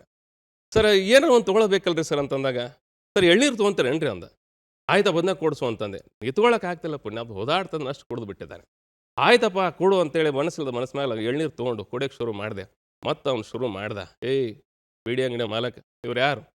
ನನ್ನ ಗುರುಗಳು, ನನ್ನ ತಿದ್ದಿ ತೀಡಿ ಬೆಳೆಸಿದವರು. ಇಂದಿನ ನನ್ನ ಸ್ಥಿತಿಗೆ ಇವರೇ ಕಾರಣ. ಯಾವ ಸ್ಥಿತಿಗೆ ಯಾರು ಕಾರಣ ಅಂತ ತಿಳ್ಕೊಬೇಕು ಅಂತ ಹೇಳಿ. ಇದೊಂದು ಪ್ರಸಂಗ ಆಗಿದ್ರೆ ನನ್ನ ವೈಯಕ್ತಿಕ ಜೀವನದಲ್ಲೂ ಹಂಗಾಯ್ತು. ಇನ್ನೇ ನನ್ನ ಕ್ಲಾಸು ನೆಕ್ಸ್ಟ್ ಇನ್ನೊಂದು 15 ನಿಮಿಷ ಕ್ಲಾಸ್ ಇತ್ತು. ಅಷ್ಟೊತ್ತಿಗೆ ನನ್ನ ಹೆಂಡತಿ ಫೋನ್ ಮಾಡಲು, ಏನ್ರಿ ಸ್ಕೂಲ್ಗೆ ಹೋಗಿ ನಿಮ್ಮ ಮಗನ ಕರ್ಕೊಂಬರ್ರಿ. ಯಾಕೆ? ಇಲ್ಲ, ಇವತ್ತು ಆಟೋ ಸ್ಟ್ರೈಕ್ ಐತಿ, ಆಟೋ ಬರಂಗಿಲ್ಲ ಅಂಥೇಳಿ. ಇನ್ನು 15 ನಿಮಿಷ ಕ್ಲಾಸ್ ಹೋಗ್ಬೇಕು, ಏನು ಮಾಡಲಿ ಅಂತ ಪಕ್ಕದಲ್ಲಿ ಹೇಳಿದ್ನೆ. ಒಂದು 15 ನಿಮಿಷ ಬರ್ತೀನಪ್ಪ, ನೀನು ನೋಡ್ಕೊ ಅಂಥೇಳಿ ನಾನು ಆಫೀಸಿಂದ ಸ್ಕೂಲ್ ಹೋದೆ.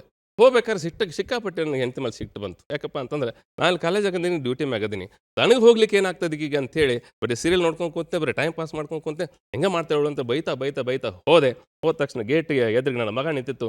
ಏಯ್ ಹತ್ತು ಬಾ ಅಂತೇಳಿ 2 ವೀಲರ್ ಮ್ಯಾಗ ಅಂತ ಕರೆದೆ. ಅವ್ಕು ಮಮ್ಮಿ ಅಂದ ಅವನು. ನನಗೆ ಸಿಕ್ಕಾಪಟ್ಟೆ ಕೋಪ ಬಂತು. ಕರೆಯಾಕೆ ಬಂದವ್ರು ಕಿಮ್ಮತ್ತಿಲ್ಲ, ಮತ್ತು ಮಮ್ಮಿ ಅಂತ್ಯ ಅಂತೇಳಿ ಒಂದು 2 ಪಡ್ನ ಹೊಡೆದವನ ಮತ್ತು ಅವ್ರು ಎತ್ತರ ಕುಕ್ಕರಿಸಿದೆ. ಬಿಟ್ಟಿಗೆ 2 ವೀಲರು ಮತ್ತು ಮಮ್ಮಿ ನಳ್ಳಕ್ಕೆತ್ತ. ನಾನು ಭಾಳ ಕೆಟ್ಟ ಅನಿಸ್ಲಿಕ್ಕತ್ತು.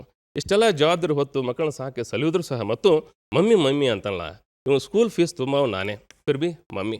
ಇವನಿಗೇನೋ ಹೊಸ ಬಟ್ಟೆ ತಂದು ಕೊಡೋವು ನಾನೇ, ಫಿರ್ಬಿ ಮಮ್ಮಿ. ಇವನಿಗೇನೇ ಹೆಚ್ಚು ಕಡಿಮೆ ಆದರೂ ಪ್ರವಾಸಕ್ಕೆ ದುಡ್ಡು ಕೊಟ್ಟರು ನಾನೇ. ರಾತ್ರಿ ಹೊತ್ತಿನಲ್ಲಿ ಏನಾದರೂ ಹೆಚ್ಚು ಕಡಿಮೆ ಆದರೂ ವಾಶ್ರೂಮ್ ಕರ್ಕೊಂಡು ಹೋಗಿ ಒಂದು ಮಲಗಿಸೋನು ನಾನೇ, ಮತ್ತು ಫಿರ್ಬಿ ಮಮ್ಮಿ ಅಂತಾನಲ್ಲ ಅಂತೇಳಿ ಬೈತಾ ಹೋದೆ. ಅಷ್ಟೊತ್ತಿಗೆ ನಾನೇ ಮನೆ ಬಂತು. ಗೇಟ್ ಎದುರಿಗೆ ನನ್ನ ಗಾಡಿ ನಿಲ್ಲಿಸಿ ಒಳಗಡೆ ಹೋದೆ. ನನ್ನ ಹೆಂಡತಿಗೆ ಹೇಳಿದೆ, ಏನ ತಂದೆ ಬಗ್ಗೆ ಏನು ಕಿಮ್ಮತ್ತೇ ಇಲ್ಲ, ಕೊಡಲ್ಲ ಕೊರಾತ್ರಿ ನನ್ನ ಮಗ, ಬರೀ ಮಮ್ಮಿ ಅಂತಾನೆ, ತಲೆ ಕೆಟ್ಟತನ ನೋಡು ಅಂತಂದೆ. ಏನಾಯ್ತ್ರಿ ಅಂತ ಅಂದಾಕೆನೆ ಹಿಂಗೆ ಹೋದ್ಲು. ವಾಪಸ್ ನನ್ನ ಕಡೆ ಬಂದ್ಲು. ತಲೆ ಅವಂದು ಕೆಟ್ಟಿಲ್ರಿ ಅಂದ್ಲು. ಯಾಕೆ ಅಂದೆ? ನಿಮ್ದು ಕೆಟ್ಟೈತ್ರಿ ಅಂದ್ಲು. ಯಾಕೆ ಅಂದೆ? ಅದು ನಮ್ಮ ಮಗನ ಅಲ್ರಿ ಅಂದ್ಲು. ಆ ಟೆನ್ಷನ್ದಾಗ ಏನು ಮಾಡ್ಬಿಟ್ರಿ ನೀವು, ಯಾರ ಮಗ ನಿಂತೈತಿ ಏನು, ಒಟ್ಟಲ್ಲಿ ನಾನು ಅವಸರ ಐತಿ, ಈ ಕಡೆ ನಾ ಕ್ಲಾಸಿಗೆ ಹೋಗ್ಬೇಕು, ಈ ಕಡೆ ಮಗನ ತಂದು ಬಿಡಬೇಕು ಅಂತಕ್ಕಂಥ ಪ್ರೆಷರ್ ಒಳಗೆ ನಾ ಮರೆತು ಬಿಟ್ಟಿದ್ದೆ. ಇದೆಲ್ಲ ರೀತಿಯಿಂದ ಅನ್ವಯಿಸ್ತೈತೆ ಸರ್. ಈ ಒತ್ತಡದ ಇದಪ್ಪ ಅಂತಂದ್ರೆ ನಮ್ಮವ್ರನ್ನ ಮರಿತೀವಿ, ತಮ್ಮವ್ರನ್ನ ಮರಿತೀವಿ, ನಮ್ಮ ಆರೋಗ್ಯನ ಮರಿತೀವಿ. ಅದಕ್ಕೆ ಕೊನೆಗೊಂದು ಮಾತು ಹೇಳ್ತೀವಿ, ಏನಂತಂದ್ರೆ ಸರ್, ಆನೆಯನ್ನು ಸಾಕಬಹುದು, ಆದರೆ ಆಸೆಯನ್ನು ಸಾಕೋದಕ್ಕೆ ಆಗೋದಿಲ್ಲ. ಆನೆಯನ್ನು ಸಾಕ್ಬೋದು, ಆದರೆ ಆಸೆಯನ್ನು ಸಾಕ್ಲಿಕ್ಕೆ ಆಗೋದಿಲ್ಲ. ಆನೆಯ ಹೊಟ್ಟೆಯನ್ನು ತುಂಬಿಸ್ಬೋದು, ಆದರೆ ಆಸೆಯ ಹೊಟ್ಟೆಯನ್ನು ತುಂಬ್ಸಕ್ಕೆ ಆಗೋದಿಲ್ಲ. ಅಕಸ್ಮಾತ್ ಆಸೆಯ ಹೊಟ್ಟೆಯನ್ನು ತುಂಬ್ಸಕ್ಕೆ ಹೋದ್ರಪ್ಪ ಅಂತಂದ್ರೆ ಆನೆಯನ್ನು ಕಳ್ಕೋಬೇಕಾಗ್ತದೆ. ಬ್ಯೂಟಿಫುಲ್. ಆನೆ ಅಂದ್ರೆ ಯಾವುದಪ್ಪ ಅಂತಂದ್ರೆ ಆ ಅಂದ್ರೆ ಆನೆ, ನೇ ಅಂದ್ರೆ ನೆಮ್ಮದಿ, ಆರೋಗ್ಯ ನೆಮ್ಮದಿಯನ್ನ ನಾವು ಕಾಕೊಂಡ್ರೆ ಈ ವರ್ಷ ಬಹಳಷ್ಟು ಚೆನ್ನಾಗಿರ್ತದೆ. ತುಂಬಾ ಚೆನ್ನಾಗಿ ಹೇಳಿದ್ರು. ಯಾರ ಬದಲು ಯಾರನ್ನ ಕರ್ಕೊಂಡ್ಬಂದಿದ್ದಿತ್ತಲ್ಲ, ಯೂನಿಫಾರ್ಮ್ ಹಾಕೊಂಡಿರ್ತಾರಲ್ಲ, ಗೊತ್ತಾಗಲ್ಲ. ಅದೊಂದು ಆರಾಮಿತ್ರ ಅವರು ಒಂದು ಹೇಳಿದ್ರು. ಈಗ ಏರ್ ಶಿವಮೊಗ್ಗಕ್ಕೆ ಹೋಸ್ಟಸ್ಸು ಯೂನಿಫಾರ್ಮ್ ಹಾಕೊಂಡಿರ್ತಾರೆ, ಕರ್ಕೊಂಡು ಹೋಗ್ಬಿಡ್ತೀರಾ ನೀವು? ಒಂದೇ ಥರ ಇದ್ದಾರೆ ಅಂತಾನೆ. ಹಂಗೆಲ್ಲ ಮಾಡಲ್ಲ. ಅಲ್ಲಪ್ಪ, ಅವ್ರಿಗೆ ಹೇಳಿದೆ ದುಂಡಿರಾಜ್ ಅವ್ರಿಗೆ. ಅವ್ರು ಫಾರಿನ್ಗೆ ಹೋಗ್ತಿರ್ತಾರೆ, ಅವ್ರು ಏರೋಪ್ಲೇನ್ ಹತ್ಕೊಂತಾರೆ.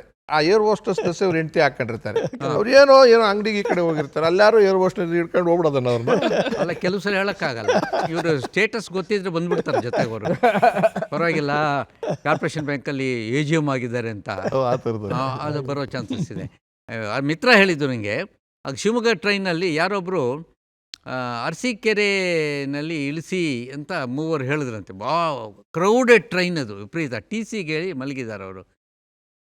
ಆಮೇಲೆ ಇವರು ಅದಕ್ಕಿಂತ ಹಿಂದಿನ ಸ್ಟೇಷನ್ನಲ್ಲೇ TC ಹೋಗ್ಬಿಟ್ಟು ಮೂವರನ್ನ ಎಳೀರಿ ಅಂತ ಮೂವರನ್ನ ಬಲವಂತವಾಗಿ ಇಳಿಸ್ಬಿಡ್ತಾರೆ. ಇಳಿಸಿದ ಮೇಲೆ ನೆಕ್ಸ್ಟ್ ಹೋಗ್ತಾರೆ, ಅವರು ಓವರ್ ಕ್ರಾಸ್ ಮಾಡಿಬಿಡ್ತಾರೆ. ಅಲ್ಲಿ ನೆಕ್ಸ್ಟ್ ಸ್ಟೇಷನ್ನಲ್ಲಿ ದಾಟ್ಬಿಟ್ಟಿದ್ದಾರೆ ಅರಸೀಕೆರೆ. ಅಲ್ಲಿ ಬೈತಾರೆ ಅವ್ರು ಇಳಿದವರು, ಏನು ಸ್ವಾಮಿ ಹಿಂದಿನ ಸ್ಟೇಷನ್ಲಿ ಇಳಿಸಿ ಅಂತಂದರೆ ನೀವು ಮರ್ತೇ ಬಿಟ್ರಲ್ಲ, ಅಂದರೆ ನೀವು ಎಷ್ಟು ಬೇಕಾದರೂ ಬೈರಿ, ಪರವಾಗಿಲ್ಲ. ಪಾಪ ಅವರು ಹಿಂದಿನ ಸ್ಟೇಷನ್ನಲ್ಲಿ ಇಳಿಯಲ್ಲ ಅಂದರು. ಈ ಚಳಿನಲ್ಲಿ ಇಳಿಸ್ಬಿಟ್ನಲ್ಲ, ಅವ್ರು ಇನ್ನೆಷ್ಟು ಬೈಕೊಂಡಿರ್ಬೇಕು ನನ್ನ. ಹೀಗೆ ಯಾರ ಬದಲು ಯಾರನ್ನೋ ಇಳಿಸೋದು, ಯಾರನ್ನ ಬದಲು ಯಾರನ್ನೋ ಹತ್ಸೋದು, ಇವೆಲ್ಲ ಬದುಕಲ್ಲಿ ನಡೀತಾ ಇರುತ್ತೆ. ಈ ಥರ ಅನುಭವಗಳು ಫಸ್ಟ್ ಕ್ಲಾಸ್ ಇದೆ. ಚೆನ್ನಾಗಿದೆಯಲ್ಲ. ಇನ್ಸಿಡೆಂಟು, ಯಾರನ್ನೋ ಇಳಿಸೋದು, ಯಾರ್ದೋ ಮಗನ ನಾವು ಅನ್ಕೊಳ್ಳೋದು. ಏರ್ ಹೋಸ್ಟೆಸ್ ಎಕ್ಸಾಂಪಲ್ ಭಾಳ ಚೆನ್ನಾಗಿದೆ ಅವ್ರು ಹೇಳಿದ್ದು ಅಲ್ವಾ. ಏರ್ ಹೋಸ್ಟೆಸ್ ಯೂನಿಫಾರ್ಮ್ ಚೆನ್ನಾಗಿದ್ದಾಳೆ ಅಂದ ತಕ್ಷಣ ಕರ್ಕೊಂಡು ಹೋಗೋಕ್ಕಾಗಲ್ಲ. ಆ್ಯಕ್ಚುಲಿ ಏರೋಪ್ಲೇನ್ನಲ್ಲಿ ಇರೋವಂಥ ಸರ್ವಿಸ್ ಮಾಡೋರಿಗೆ ಏರ್ ಹೋಸ್ಟೆಸ್ ಅಂತಾರೆ. ಈ ಶಿಪ್ನಲ್ಲಿ ಕರ್ಕೊಂಡು ಹೋಗ್ತಾರಲ್ಲ ಅವ್ರಿಗೆ ನೀರು ಹೋಸ್ಟೆಸ್ ಅಂತ. ಬಸ್ ಆದರೆ ಬಸ್ ಮಿಸ್ಟರ್ಸು. ಇಲ್ಲ, ಬಾರ್ಗಳಲ್ಲಿ ವೆಯ್ಟ್ರೆಸ್ ಇರ್ತಾರಲ್ಲ ಅವರಿಗೆ ಬೀರ್ ಹೋಸ್ಟೆಸ್ ಅಂತ. ಹೊಸ ವರ್ಷಗಳಲ್ಲಿ ಬರೀ ಇದೇ ತಾನೇ ಬೀರಬಲ್ಲರು ಅಂತ ಅವರು ಹೇಳ್ತಾ ಇರ್ತಾರೆ. ಭಾಳ ಅದ್ಭುತವಾಗಿ ನೀವು ತುಂಬ ಚೆನ್ನಾಗಿ ಹೇಳಿದ್ರಿ. ಅದಕ್ಕೆ ಒಂದು ವಿಷಯದಲ್ಲಿ ಅವ್ರು ಹೇಳಿದ್ರೊಳಗೆ ಒಂದು ಒಳ್ಳೆ ಮೆಸೇಜ್ ಇದೆ. ಯಾರ್ದೋ ಮಗುನ ಕರ್ಕೊಂಡೋಗಿರೋ ತಪ್ಪಿರ್ಬೋದು, ಆದ್ರೂ ಅವರ ತಂದೆಯ ಕರ್ತವ್ಯ ಇಷ್ಟೆಲ್ಲ ಮಾಡಿದ್ದೀನಿ, ಸ್ಕೂಲಿಗೆ ಸಾಕ್ಷಿ ಹಿಂಗೆಲ್ಲ ಮಾಡ್ತಾ ಇರೋದನ್ನು ಮಾಡಿಲ್ಲ ಅಂತ ಹಿಂಗೆ ಎಷ್ಟೋ ಜನ ತಂದೆಗಳು ಹೇಳ್ಕೊಂಡಿದ್ದಾರೆ. ಆದ್ದರಿಂದ ನಾನು ಚಿಕ್ಕ ಮಕ್ಕಳಿಗೆ ನನ್ನ ಹೊಸ ವರ್ಷದಲ್ಲಿ ರಿಕ್ವೆಸ್ಟ್ ಮಾಡ್ಕೊಳ್ಳೋದು ಇಷ್ಟೇ ಇದೆ, ಬರೀ ಮಮ್ಮಿ ಮಮ್ಮಿ ಮಮ್ಮಿ ಅಂತ ಹೇಳ್ತಿರಲ್ಲ, ಡ್ಯಾಡಿ ಅನ್ನೋದಕ್ಕೆ ನಿಮ್ಗೇನು ಕಮ್ಮಿ? ಆದ್ದರಿಂದ ಮಕ್ಕಳೇ, ಈ ವರ್ಷದಲ್ಲಾದರೂ ನಿಮ್ಮ ಡ್ಯಾಡಿ ಡ್ಯಾಡಿ ಅಂದರು ಎಲ್ಲರೂ ಒಟ್ಟಿಗೆ ಹಾಡಿ. ಡ್ಯಾಡಿನೂ ಗುರುತಿಸೋದು ಭಾಳ ಅದ್ಭುತವಾಗಿ ಇಲ್ಲಿ ಚಟಗಳನ್ನ ಬಿಡೋದು ಅಂತ ತಾನೆ. ಈ ಹೊಸ ವರ್ಷ ಅಂದ ತಕ್ಷಣ ಹೊಸ ವರ್ಷದಲ್ಲಿ ಏನು ಬಿಟ್ಟೆ? ಸಾಮಾನ್ಯವಾಗಿ ನಾವು ಬಿಡೋದು ಎರಡೇ ಕಡೆ.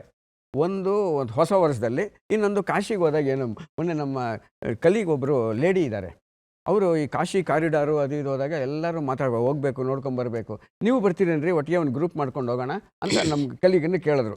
ಇಲ್ಲ, ನೀವೆಲ್ಲ ಹೋಗಿ ಬನ್ನಿ, ನಾನು ಮಾತ್ರ ಕಾಶಿಗೆ ಬರಲ್ಲ ಅಂದರು ಇವರು, ನಮ್ಮ ಲೇಡಿ ಕಲೀಗು. ಯಾತಕ್ಕೆ ಬರಲ್ಲ ಮೇಡಮ್ ಅಂದರು.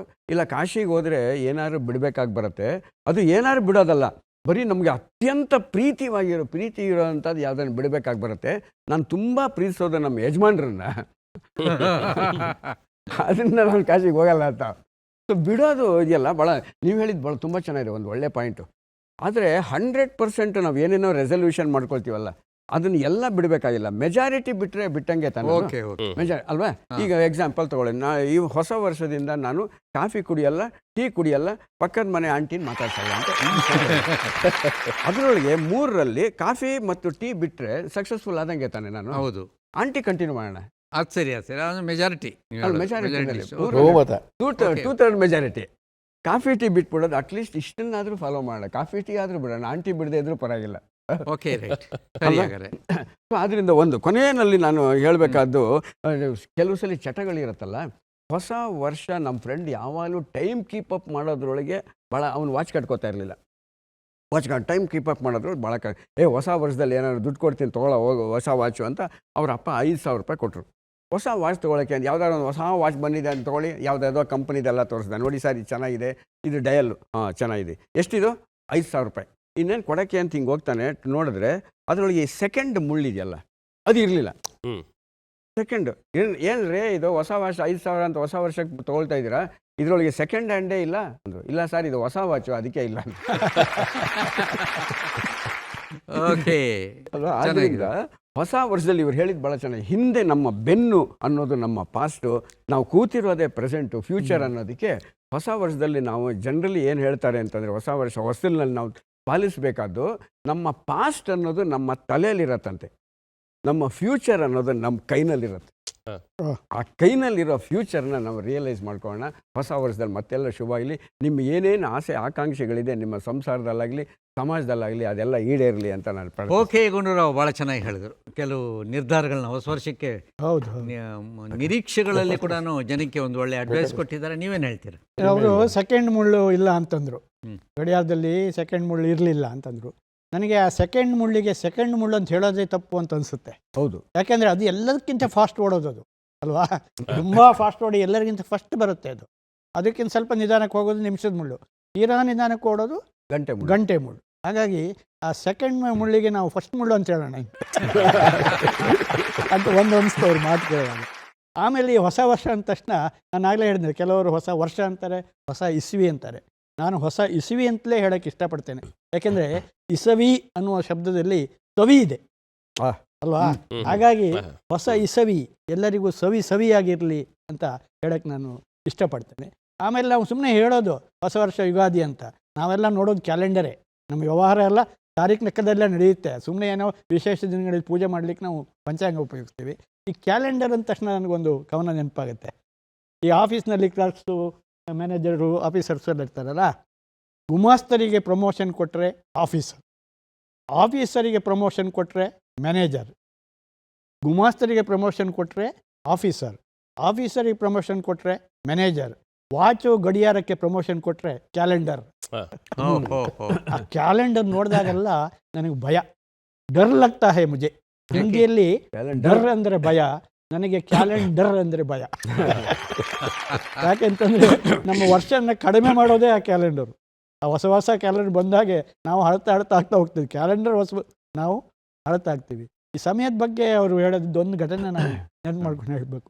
ಏನಂತಂದರೆ, ಈ ಭಾಷಣ ಕರೆದಾಗ ಹರಟೆ ಕುಳಿತಾಗ ಈ ಮುಗಿಸೋದೇ ಸಮಸ್ಯೆ ನಮಗೆ, ನಮ್ಮ ಚಂದ್ರು ಅಂಥವರಿಗೆ ಎಲ್ಲ. ಯಾಕಂದ್ರೆ ಸ್ವಲ್ಪ ವಯಸ್ಸಾಗಿದೆ. ಮೊದಲು ಹಂಗಿರಲಿಲ್ಲ ಸರ್, ಭಾಷಣ ಮಾಡುವಾಗ ಒಂದು ಚೀಟಿ ಬೇಕಿತ್ತು ನನಗೆ. ಆ ಚೀಟಿ ನೋಡ್ಕೊಂಡು ಭಾಷಣ ಮಾಡ್ತಾ ಇದ್ದೆ. ಬರ್ತಾ ಬರ್ತಾ ಚೀಟಿ ಕೊಡಬೇಕು ಭಾಷಣ ನಿಲ್ಲಿಸ್ಲಿಕ್ಕೆ. ಹಂಗೆ ಆಯಿತು. ಒಂದು ಸಲ ಅವನೇ ಹೋಗಿದ್ದೆ. ಅದಕ್ಕೆ ನಾನು ಕಾರ್ಯಕ್ರಮ ನಿರ್ವಾಹಕರ ಹತ್ರ ಕೇಳೋದು, ಸರ್ ಎಷ್ಟೊತ್ತು ಮಾತಾಡಬೇಕು? ಅವ್ರು ಹೇಳಿ, ಸರ್ ಒಂದು 30 ನಿಮಿಷ ಮಾತಾಡಿ ಅಂದರು. ಸರಿ 30 ನಿಮಿಷ ಮಾತಾಡಿ ನಿಲ್ಲಿಸಿದೆ. ಆಮೇಲೆ ಇನ್ನೇನು ನಿಲ್ಲಿಸ್ಬೇಕು ಅನ್ನೋ ಹತ್ತಿರ ಬಂದು, ಸರ್ ಇನ್ನೊಂದು 20 ನಿಮಿಷ ಮಾತಾಡಿ ಅಂದರು. ಓಹ್, ನನ್ನ ಭಾಷಣ ಚೆನ್ನಾಗಿದೆ, ಇವರಿಗೆಲ್ಲ ಇಂಪ್ರೆಸ್ ಆಗಿದೆ ಅಂದ್ಬಿಟ್ಟು ಮತ್ತೆ ಪುನಃ ಶುರು ಮಾಡಿದೆ. ಶುರು ಮಾಡಿ ಏನು 5 ನಿಮಿಷ ಆಗಿಲ್ಲ, ಬಂದು ಸರ್ ಸಾಕು ಸಾಕು ಸಾಕು, ಅಲ್ಲ 20 ನಿಮಿಷ ಅಂದ್ರಲ್ಲ ಯಾಕೆ ಅಂದ್ರೆ, ಊಟ ಬಂತು ಸರ್. ಓಕೆ, ಈಗೆಲ್ಲ ಚೆನ್ನಾಗಿದೆ. ವಿಷಯ. ಒಂದು ಘಟನೆ ಹೇಳ್ಬಿಡ್ತೀನಿ, ಸಣ್ಣ ಘಟನೆ. ಹಾಂ, ಟಿ.ಎನ್. ಸೀತಾರಾಮ್ ಅವ್ರ ಪುಸ್ತಕ ಬಿಡುಗಡೆ ಆಯಿತು ಇತ್ತೀಚೆಗೆ. ಚಂದ್ರು ಅವರು ಬಂದಿದ್ದರು ಅಲ್ಲಿಗೆ. ಅಲ್ಲಿ ಅವರಿಗೆ ಆ ದಿವಸ ಪುಸ್ತಕ ಬರೆದಕ್ಕೆ ಪ್ರಕಾಶಕರು ಅಲ್ಲೇ ಚೆಕ್ ಕೊಟ್ಟರು. ಅಲ್ಲೇ ಪಕ್ಕದ ವೇದಿಕೆಯಲ್ಲಿ ಹಾಡುಗಾರರೆಲ್ಲ ಇದ್ದರು. ಅವರು ಮೈಕೆಲ್ಲ ಟೆಸ್ಟ್ ಮಾಡ್ತಾಯಿದ್ರು. ನನಗೆ ಬಹಳ ಒಂದು ಸಾಮ್ಯ ಕಾಣ್ತಲ್ಲಿ. ನಾನು ಒಂದು ಕವನ ಬರೆದ್ಬಿಟ್ಟೆ. ಅದು ನೋಡಿ, ಅವರು ಚೆಕ್ ಕೊಡ್ತಾ ಇದ್ದಾರೆ, ಇವರು ಮೈಕ್ ಟೆಸ್ಟ್ ಮಾಡ್ತಾ ಇದ್ದಾರೆ. ಆಡುವವರಿಗೆ ಸಂಶಯ, ಸಂಘಟಕರು ಕೊನೆಗೆ ಕೊಡುತ್ತಾರೋ ಇಲ್ಲವೋ ಚೆಕ್. ಆಡುವವರಿಗೆ ಸಂಶಯ, ಸಂಘಟಕರು ಕೊನೆಗೆ ಕೊಡುತ್ತಾರೋ ಇಲ್ಲವೋ ಚೆಕ್. ಅದಕ್ಕೆ ಅವರು ಹೇಳುತ್ತಾರೆ ಆಡುವ ಮೊದಲೇ, hello check check check check. Okay, ಚೆನ್ನಾಗಿದೆ. ಮೈಕ್ ಚೆಕ್, ಮೈಕ್ ಚೆಕ್ ಅದು. ಸರ್ ಮೈಕ್ ಚೆಕ್ ಮಾಡಿದ್ದಾಯ್ತು. ನೀವೊಂದು ಘಟನೆ ಚೆಕ್ ಮಾಡಿ ಸರ್. ಘಟನೆ ಏನಿಲ್ಲ, ಅವರು ಒಂದು ಮಗುನ ಯಾರ್ದೋ ಮಗುನ ಕರ್ಕೊಂಬಂದು ಕುಂತ್ಕೊಂಡು ಪಜಿತಿ ಮಾಡ್ಕೊಂಬಿಟ್ರಲ್ಲ, ಅದು ಯಾರ್ದೋ ಮಗು ವಿಚಾರ, ನನ್ನ ಹೆಂಡತಿ ವಿಚಾರನೇ ನಾನು ಹೇಳ್ಬೇಕಾಗಿದೆ. ಮದುವೆಯಾಗ ವಸ್ತು ಅವಾಗ ಇನ್ನೂ ಇಷ್ಟೊಂದು ಪಾಪ್ಯುಲರ್ ಇರಲಿಲ್ಲ. ಬೆಂಗಳೂರಿಗೆ ಬರಬೇಕಾಯ್ತು, ಸಿರಾ ತಾಲೂಕು ನಮ್ಮ ತುಮಕೂರು ಜಿಲ್ಲೆ. ಬಂದೆ, ಅವಾಗ ಸಿಗರೇಟ್ ಅಭ್ಯಾಸ ಇತ್ತು. ಹೊಸತಾವಾಗ 30 ವರ್ಷದ ಹುಡುಗ. ಆಕೆ ವಸ್ತು ಫಸ್ಟ್ ಟೈಮ್ ಬೆಂಗಳೂರಿಗೆ ಬಂದಿರೋದು. ನಡೆದ ಘಟನೆ ಇದು. ಗುಟ್ಟಳ್ಳಿದ ಬಸ್ ಇಳಿದು, ಅವಾಗ ಆ ಕಾರು ಗೀರು ಏನೂ ಇರಲಿಲ್ಲ ನನ್ನ ಹತ್ರ. ಕಾರ್ ಇಳಿದ್ಮೇಲೆ ಆಟೋ ಹತ್ತೋದಕ್ಕೆ ಅಂತ ಅಪರೂಪಕ್ಕೆ ಆಟೋಗಳು ಬರೋವು ಅವಾಗೆಲ್ಲಾನು. ಕಂಟಿನ್ಯೂಸ್ ಆಗಿ ಏನು ಆಟೋ ಸಿಗ್ತಿರಲಿಲ್ಲ. ಹೋಗೋಣ ಅಂತ ನಿಂತಿರ್ಬೇಕಾದ್ರೆ ಸ್ವಲ್ಪ ಅಷ್ಟೊತ್ತಿಗೆ ಇನ್ನೊಬ್ಬ ಗೆಳೆಯ ನನ್ನ ಆಫೀಸ್ನಲ್ಲಿ ಕೆಲಸ ಮಾಡ್ತಿದ್ದವನು ಅಡ್ಡ ಸಿಕ್ತು. ಅವನಿಗೂ ಚಟ ಇದ್ದವನು. ಸೊ ಅವನಿಗೂ ಸಿಗರೇಟ್ ಸೇದನೆ ಅಂದ, ನನ್ನ ಹೆಂಡ್ತಿ ಇದ್ದಾಳಿರೋ ಅಂತ ಅಂದ್ಬಿಟ್ಟು ಸ್ವಲ್ಪ ಮುಂದೆ ಇಲ್ಲೇ ಇರು ನೀನು ಅಂತ ಹೇಳ್ಬಿಟ್ಟು ನಡ್ಕೊಂಡೋದು. ಸ್ವಲ್ಪ ದೂರ, ಒಂದು 20 ಅಡಿ ದೂರ ಹೋಗಿ ಅಲ್ಲಿ ಸಿಗರೇಟ್ ಸೇದ್ಕೊಂಡು ಇಬ್ಬರು ಲೋಕಾಭಿರಾಮ ಮಾತಾಡ್ಕೊಂಡು, ನಾನು ಮದುವೆ ಆಗಿರೋದೇ ಮರ್ತೋಯ್ತು ನನಗೆ. ಆಮೇಲೆ ಒಂದು ಆಟೋ ಬಂತು, ಕೈ ಇಟ್ಟೆ, ನಾನು ಹೊರ್ತೀನಿ ಕಣೋ ಅಂತ ಅವನು ಹೋದ. ನಾನು ಆಟೋಗೆ ಕೂತ್ಕೊಂಡು ಹೊರಟೆ. ಅದು ಮುಸಲ್ಮಾನರ ಅಲ್ಪಸಂಖ್ಯಾತ ವ್ಯಕ್ತಿ ಒಬ್ಬ ನಾಯಕ, ಇವರು ವಯಸ್ಸಾದವರು ಚಾಲಕರು ಹೋಗ್ತಿರ್ಬೇಕು. ಇವ್ರು ಕಿರ್ಚ್ಕೊಂಡಿದ್ದಾರೆ ನನ್ನ ಹೆಂಡತಿ ಹಿಂದ್ಗಡೆ ಜೋರಾಗೆ. ಅವ್ರಿಗೆ ಹೆಸರು ಹೇಳಂಗಿಲ್ವಲ್ಲ ಸರ್, ಅದು ಹೆಸರು ಹೇಳ್ತೀನಿ ರೀ ಅಂತಲೇ. ಇವ್ನು ಏನೋ ಸೌಂಡು ಬಂದಂಗಾಗಿ ಹಿಂಗೆ ಬಗ್ ನೋಡಿದ್ದಾನೆ ಸರ್, ಕೈ ತೋರಿಸ್ಕೊಂಡು ಬೈತು, ಇದು ಕೂಗ್ತಾ ಇದ್ದಾರೆ ಯಾರೋ ನೋಡಿ ನಿಮ್ಮನ್ನು ಅಂತ. ನಾನು ನೋಡಿ, ನನ್ನ ಹೆಂಡತಿ ಕಣೆ ನಿಲ್ಸು ಅಂತ ಅಂದ. ಅವ್ನಿಗೆ ಎಂಥ ಸಿಟ್ಟು ಬಂತು ಗೊತ್ತಿಲ್ಲ. ಕಾರ್ ನಿಲ್ಸಿ ಹಿಂದಕ್ಕೆ ಬಂದು ಕೇಳ್ರ, ಮಾನ ಮರ್ಯಾದೆ ಇದೇನಿದೆ ನಿಮಗೆ, ಮದುವೆ ಮಾಡ್ಕೊಂಡಿದ್ರೆ ಹೆಂಡ್ತಿನ ಬಿಟ್ಟು ಹೋಗ್ತಾ ಇದ್ರು, ಕೇಳಿದ್ರೆ ಈಗ ಹೇಳ್ತಿರಲ್ಲ ನನ್ನ ಹೆಂಡ್ತಿ ಅಂತ, ಜ್ಞಾನ ಇರಲಿಲ್ಲ ನಿಮಗೆ, ಎಲ್ಲಿಗೆ ಹೋಗ್ಬೇಕು ಹೇಳ್ತೀನಿ, ಬೈದು ಹನುಮಂತ ನಗರ ಅಂತ. ಹನುಮಂತ ನಗರ ತನಕ ಬೈದವ್ನು ನೋಡಿ ಸರ್. ಅವ್ನಿಗೆ ಎಷ್ಟು ರೈಟ್ ಸಿಕ್ತು ಅಂತ ಬೈಯಕ್ಕೆ. ಇನ್ನು ನನ್ನ ಹೆಂಡತಿ ಸ್ವಲ್ಪ ಅಳ್ತಾ ಇದ್ದಾಳೆ. ಸಾಕು ಬಿಡ, ಹಾಳಾಗೋಲಿ. ಏನು ಹಾಳಾಗೋಲಿ ಸರ್, ಸ್ವಲ್ಪನಾದ್ರೂ ಜ್ಞಾನ ಇಲ್ಲ ನಿಮಗೆ? ಯಾರಾದ್ರೂ ಮನುಷ್ಯರು ಮಾಡೋ ಕೆಲಸ ನಾ ಪಾಪ ಆ ಮಗು ನೋಡಿ ಅದು ನೋಡಿ ಅಂತ ಅವ್ನು ಹಿಚ್ಚಾಬಿಟ್ಟೆ ಬೈಕೊಂಡು ಬಂದು ನಿಲ್ಲಿಸಿ ಕಾಸು ತಗೊಳ್ದೆ ಹೋದ ಸರ್. ಮೊದಲು ನಿಮ್ಮ ನೆಟ್ಟಿಗೆ ನೋಡ್ಕೊಂಡು ನನಗೆ ಕಾಸು ಕೊಡೋದಿದ್ರು ಚಿಂತಿಲ್ಲ ಅಂತ. ಇದನ್ನು ಹೇಗೆ ಅಂತ ಹೇಳೋದು ನನಗೆ ಅವತ್ತು ಮಕ್ಕೊಡ್ದಂಗೆ ಆಗಿದ್ದ ಜ್ಞಾಪಕ ಶಕ್ತಿಯನ್ನು ಪ್ರಯತ್ನ ಮಾಡ್ತಿದ್ದೀನಿ. ಇವತ್ತು ಹೆಂಡ್ತೀನಿ ಇದುವರೆಗೂ ತಿರುಗಿ ಆಮೇಲೆ ಮರ್ತಿಲ್ಲ. ಆದರೆ ಮರೆಯೋಕ್ಕೆ ಮುಂಚೆ ಇನ್ನೂ ಒಂದು ಘಟನೆ ನಡೀತು. ಬಸ್ರಿ ಆದ್ಲು, ವಿಕ್ಟೋರಿಯಾ ಆಸ್ಪತ್ರೆಗೆ ಕರ್ಕೊಂಡೋದೆ ತೋರಿಸೋಣ ಅಂತ. ಅವಾಗ MLA ಆಗೋಗಿದ್ದೆ ನಾನು. ಒಂಥರ ಜುಬ್ಬ ಪೈಜಾಮ, ಸ್ವಲ್ಪ ಏಜ್ಡ್ ಪರ್ಸ್ ಥರ ಕಾಣಿಸ್ತಿದ್ದೆ, ಗಡ್ಡ ಗಿಡ್ಡ ಬಿಟ್ಕೊಂಡು. ಡಾಕ್ಟರ್ ವಿಠಲ್ ಅಂತ ನೀವೆಲ್ಲರೂ ಕೇಳಿರ್ತೀರ, ಒಬ್ಬರು ಡಾಕ್ಟರ್, ದೊಡ್ಡ ಡಾಕ್ಟರ್. ಅವರು ಡೈರೆಕ್ಟರ್ ಆಗಿದ್ದರು. ಹೋದೆ, ಅಲ್ಲೋ ನಮಸ್ಕಾರ ಸರ್ ನಮಸ್ಕಾರ ಅಂದೆ. ನನ್ನ ಹೆಂಡತಿ ಸ್ವಲ್ಪ ಯಾವಾಗಲೂ ನನ್ನ ಆ ಹೊಸ್ತಾ ಮದುವೆ ಆದಾಗ ಒಂದು 8-10 ಅಡಿ ದೂರದಲ್ಲೇ ಬರ್ತಿರ್ತಾರೆ. ನಾನು ಹೋಗಿ ಕೂತ್ಕೊಂಡೆ. ಅವರು ಬನ್ನಿ ಅಂದೆ. ನಾನು ಹೆಂಗಸನ್ನು ಕರಿತಿದ್ದೆ ಹಂಗೆ, ಬನ್ನಿ ಅಂತ. ನನ್ನ ಹೆಂಡತಿ ಅಂತ ಬಾರಗೀರೆ ಅಂತಿರ್ಲಿಲ್ಲ, ಬನ್ನಿ ಅಂದೆ. ಇವ್ರಿಗೆ ಏನು ಅನ್ನಿಸ್ತು ಅಂದ್ಕೊಂಡು ಸುಮ್ಮನೆ ಇದ್ದು, ಸರ್ ಇವ್ರಿಗೆ ಪ್ರೆಗ್ನೆಂಟೇ ಆಗಿದೆ, ನಾನು ಗೌರಿಬಿದನೂರಿಂದ ಬಂದಿದ್ದೀನಿ. ಚಂದ್ರು ಬನ್ನಿ ಕೂತ್ಕೊಳ್ಳಿ ನೀವು ಅಂತ ಬೆಲ್ ಹೊಡೆದ್ರು, ಯಾರಿಗೋ ಕಳಿಸಿದ್ರು, ಚೆಕ್ ಮಾಡ್ಕೊಂಬರಕ್ಕೆ ಹೋದ್ರು. ಅವ್ರು ಹೋದ ಸಮಯದಲ್ಲಿ ಅವರಿಗೆ ನನಗೆ ಮಾತಾಡ್ತಾ ಕೇಳಿದ್ರು, ಮಗಳ ಅಂದರೆ ಆ ಥರ ಡಿಫ್ರೆನ್ಸ್ ಕಾಣಿಸಿದೆ ಅವರಿಗೆ ವಯಸ್ಸು. ಅದಕ್ಕೆ ಸುಮ್ಮನೆ ಯಾರು ಅಂತ ಕೇಳಿದ್ರೆ ಹೇಳ್ತಿದ್ದೆ ಗೌರವವಾಗಿ, ಮಗಳ. ಇಲ್ಲ ಸರ್, ಮತ್ತೆ ಹೆಂಡ್ತಿ ಸರ್. ಓಹ್ ಸಾರಿ ಆ ಅಮ್ಮನೂ ಬಂದರು. ತಿರ್ಗೆಲ್ಲ ಆಯಿತು. ತಿರ್ಗಿ ಹೊರಡ್ತೀವಿ ಸರ್, ಆಯಿತು ಅಷ್ಟಕ್ಕೆ ಸುಮ್ಮನೆ ಆಗ್ಬೋದಾಯ್ತಲ್ಲ. ತಿರ್ಗಿ ಅಮ್ಮ ಮುಂದಕ್ಕೆ ಹೊರಟರು. ಒಂದು ನಿಮಿಷ ಅಂದರು, ಏನು ಅಂತ. ಸೆಕೆಂಡ್ ಮ್ಯಾರೇಜಾ? ಅಂದರೆ ಅವ್ರಿಗೆ ಕನ್ಫರ್ಮು ಇದು ಒಟ್ಟಿಗೆ ಮದುವೆ ಆಗಿರೋದಲ್ಲ ಕೇಸ್. ಇದು ಹೊಡ್ಕೊಂಬಂದಿರ್ಬೋದು ಅಥವಾ ಇನ್ನೇನೋ ಆಗಿರ್ಬೇಕು, ಮತ್ತು ಎರಡನೇ ಮದುವೆ ಇರಬೇಕು ಅಂತ ಅವರು ಇಲ್ಲ ಸರ್, ದೇವರಾಣೆ ನನ್ನ ಹೆಂಡತಿ ಮೊದಲನೇ ಮದುವೆನೇ, ನನಗೂ ಅವ್ರಿಗೂ 10 ವರ್ಷ ಡಿಫ್ರೆನ್ಸ್ ಇದೆ. ಆಮೇಲೆ ನಾನು ಈ ಬಟ್ಟೆ ಬರಲ್ಲ. ಹೌದಾ, ಸಾರಿ ಸರ್, ನನಗೆ ಗೊತ್ತಾಗಿ ಕ್ಷಮಿಸಿ ಅಂತ. ಆ ಅಮ್ಮನ ತಿರುಗಿ ಕರೆದು ಅವರು ನಮಸ್ಕಾರ ಹಾಕಿ ಕರ್ಕೊಂಡು ಹೋಗ್ತಿದ್ರು. ಚೆನ್ನಾಗಿದೆ.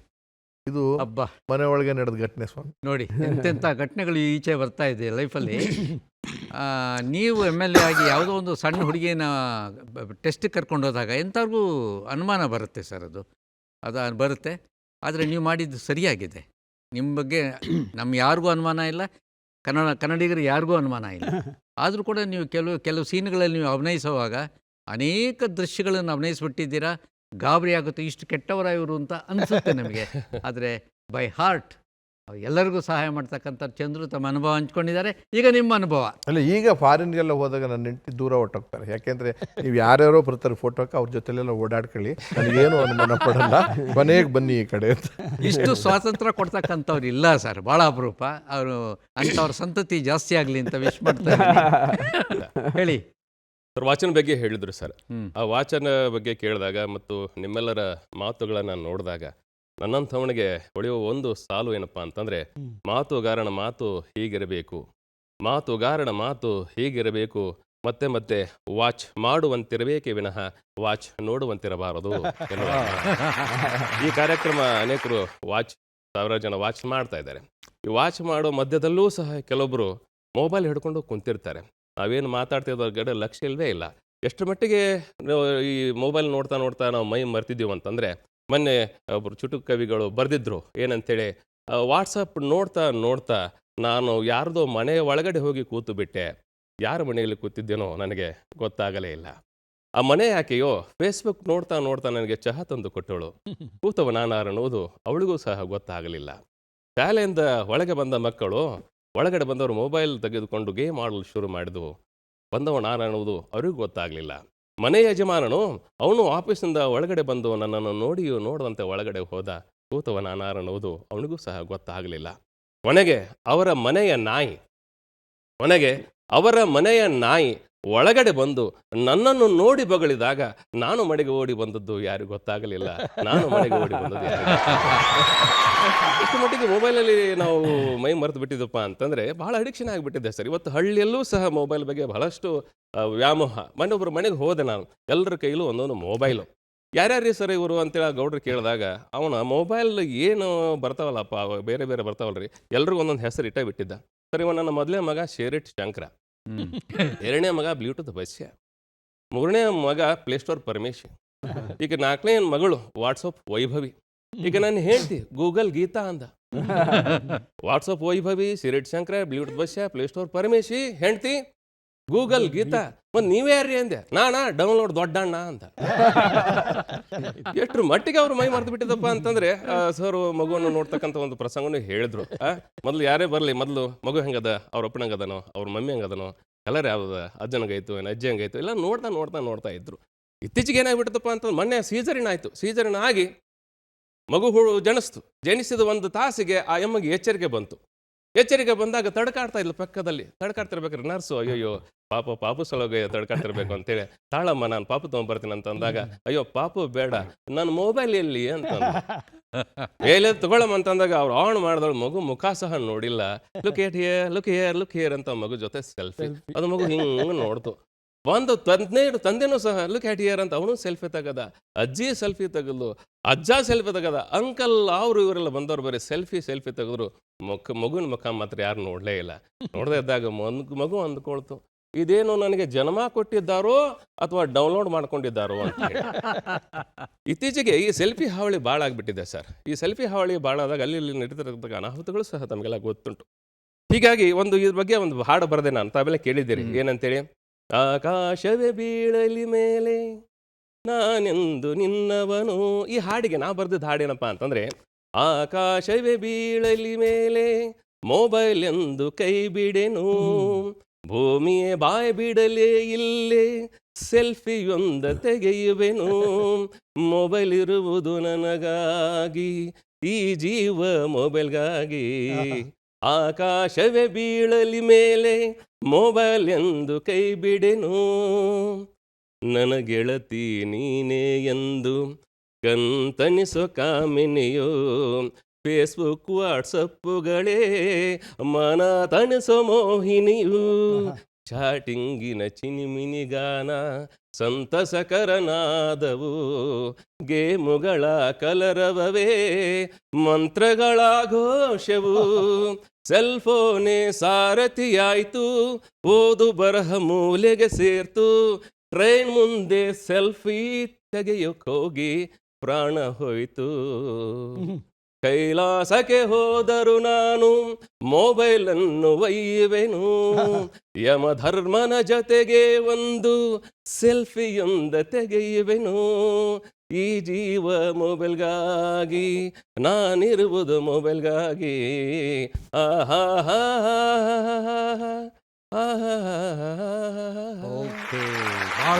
ಮೊಬೈಲ್ಗೆ ಬಲಿಯಾಗಿ ಇತ್ತೀಚೆಗೆ ನೋಡುವಾಗಲಿ ಓದುವಾಗಲಿ ಹವ್ಯಾಸವೇ ಕಡಿಮೆ ಆಗಿದೆ ಸರ್.